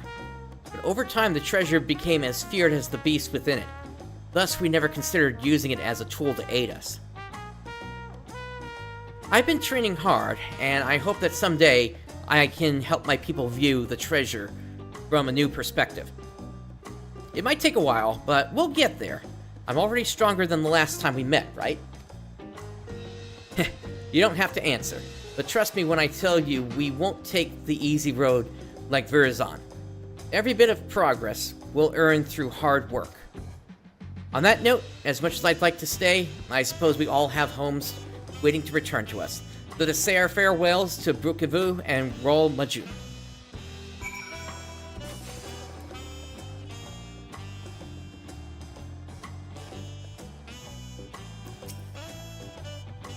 I'm glad you got to catch up with everyone.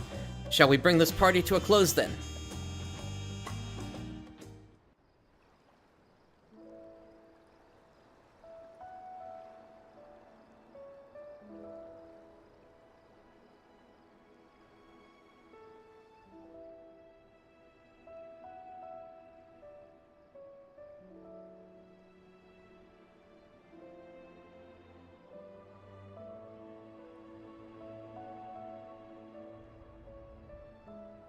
Be well, everyone.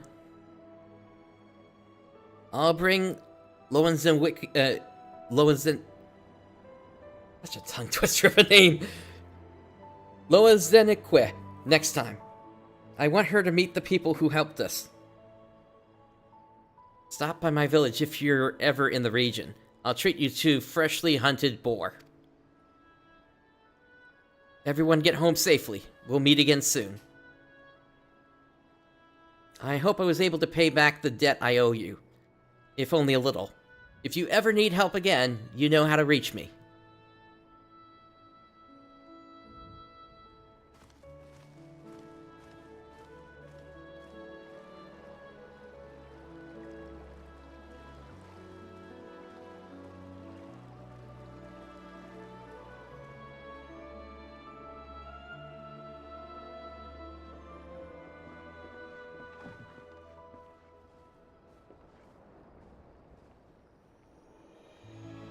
It was a long and trying road, but the treasures are finally back in their rightful places. And the passage of the Unbound, with no one to lead their meager numbers, will fade into obscurity. I'm sure we'll hear no more of them again.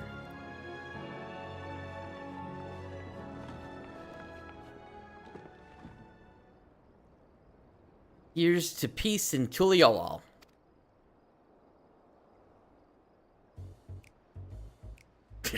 Rules.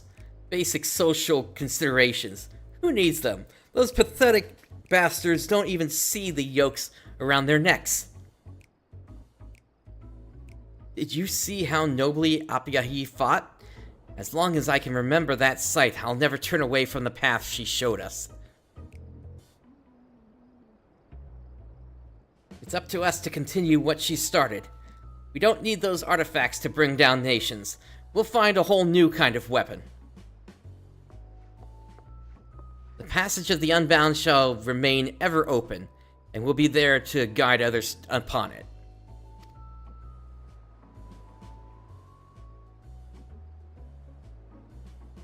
I believe there's more of you!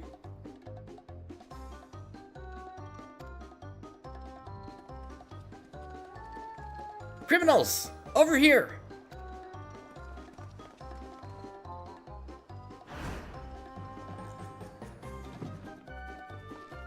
By the gods, run! We can't be caught here!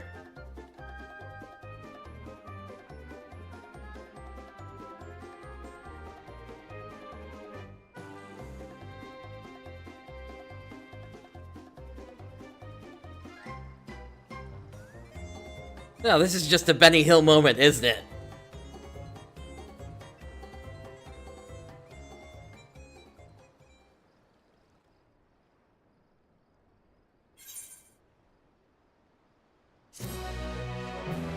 Alright, quest complete.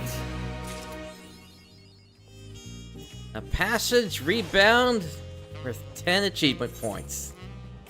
And with that, we got the Bright Bustle Orchestrion Role.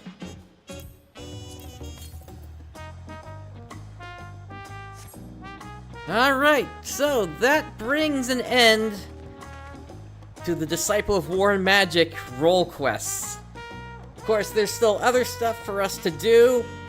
We have now to, still get the Disciple of Hand and Land done. And then there are other quests available to us as well that we still have yet to get through. But all those are going to have to wait for another day.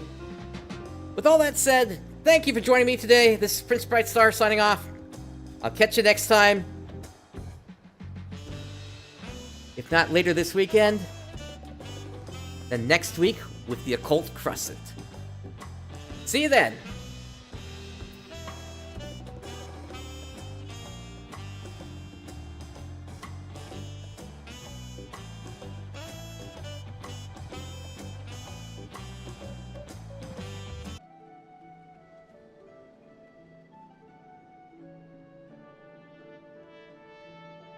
Hey everyone, so if you're watching this, I actually left my stream intentionally live on YouTube, though I ended the stream several hours ago, because I wanted to do a test here on YouTube to see if it was actually possible to resume a stream hours after I had already ended a stream. I know it's a weird concept, but it's something that, if this works, could actually help me out with a few things in the future. Just wanted to do this as a quick test here. I'll see if this actually shows up on stream, on the finished stream here. But yeah, this is why this is here. This is purely a test. Thank you.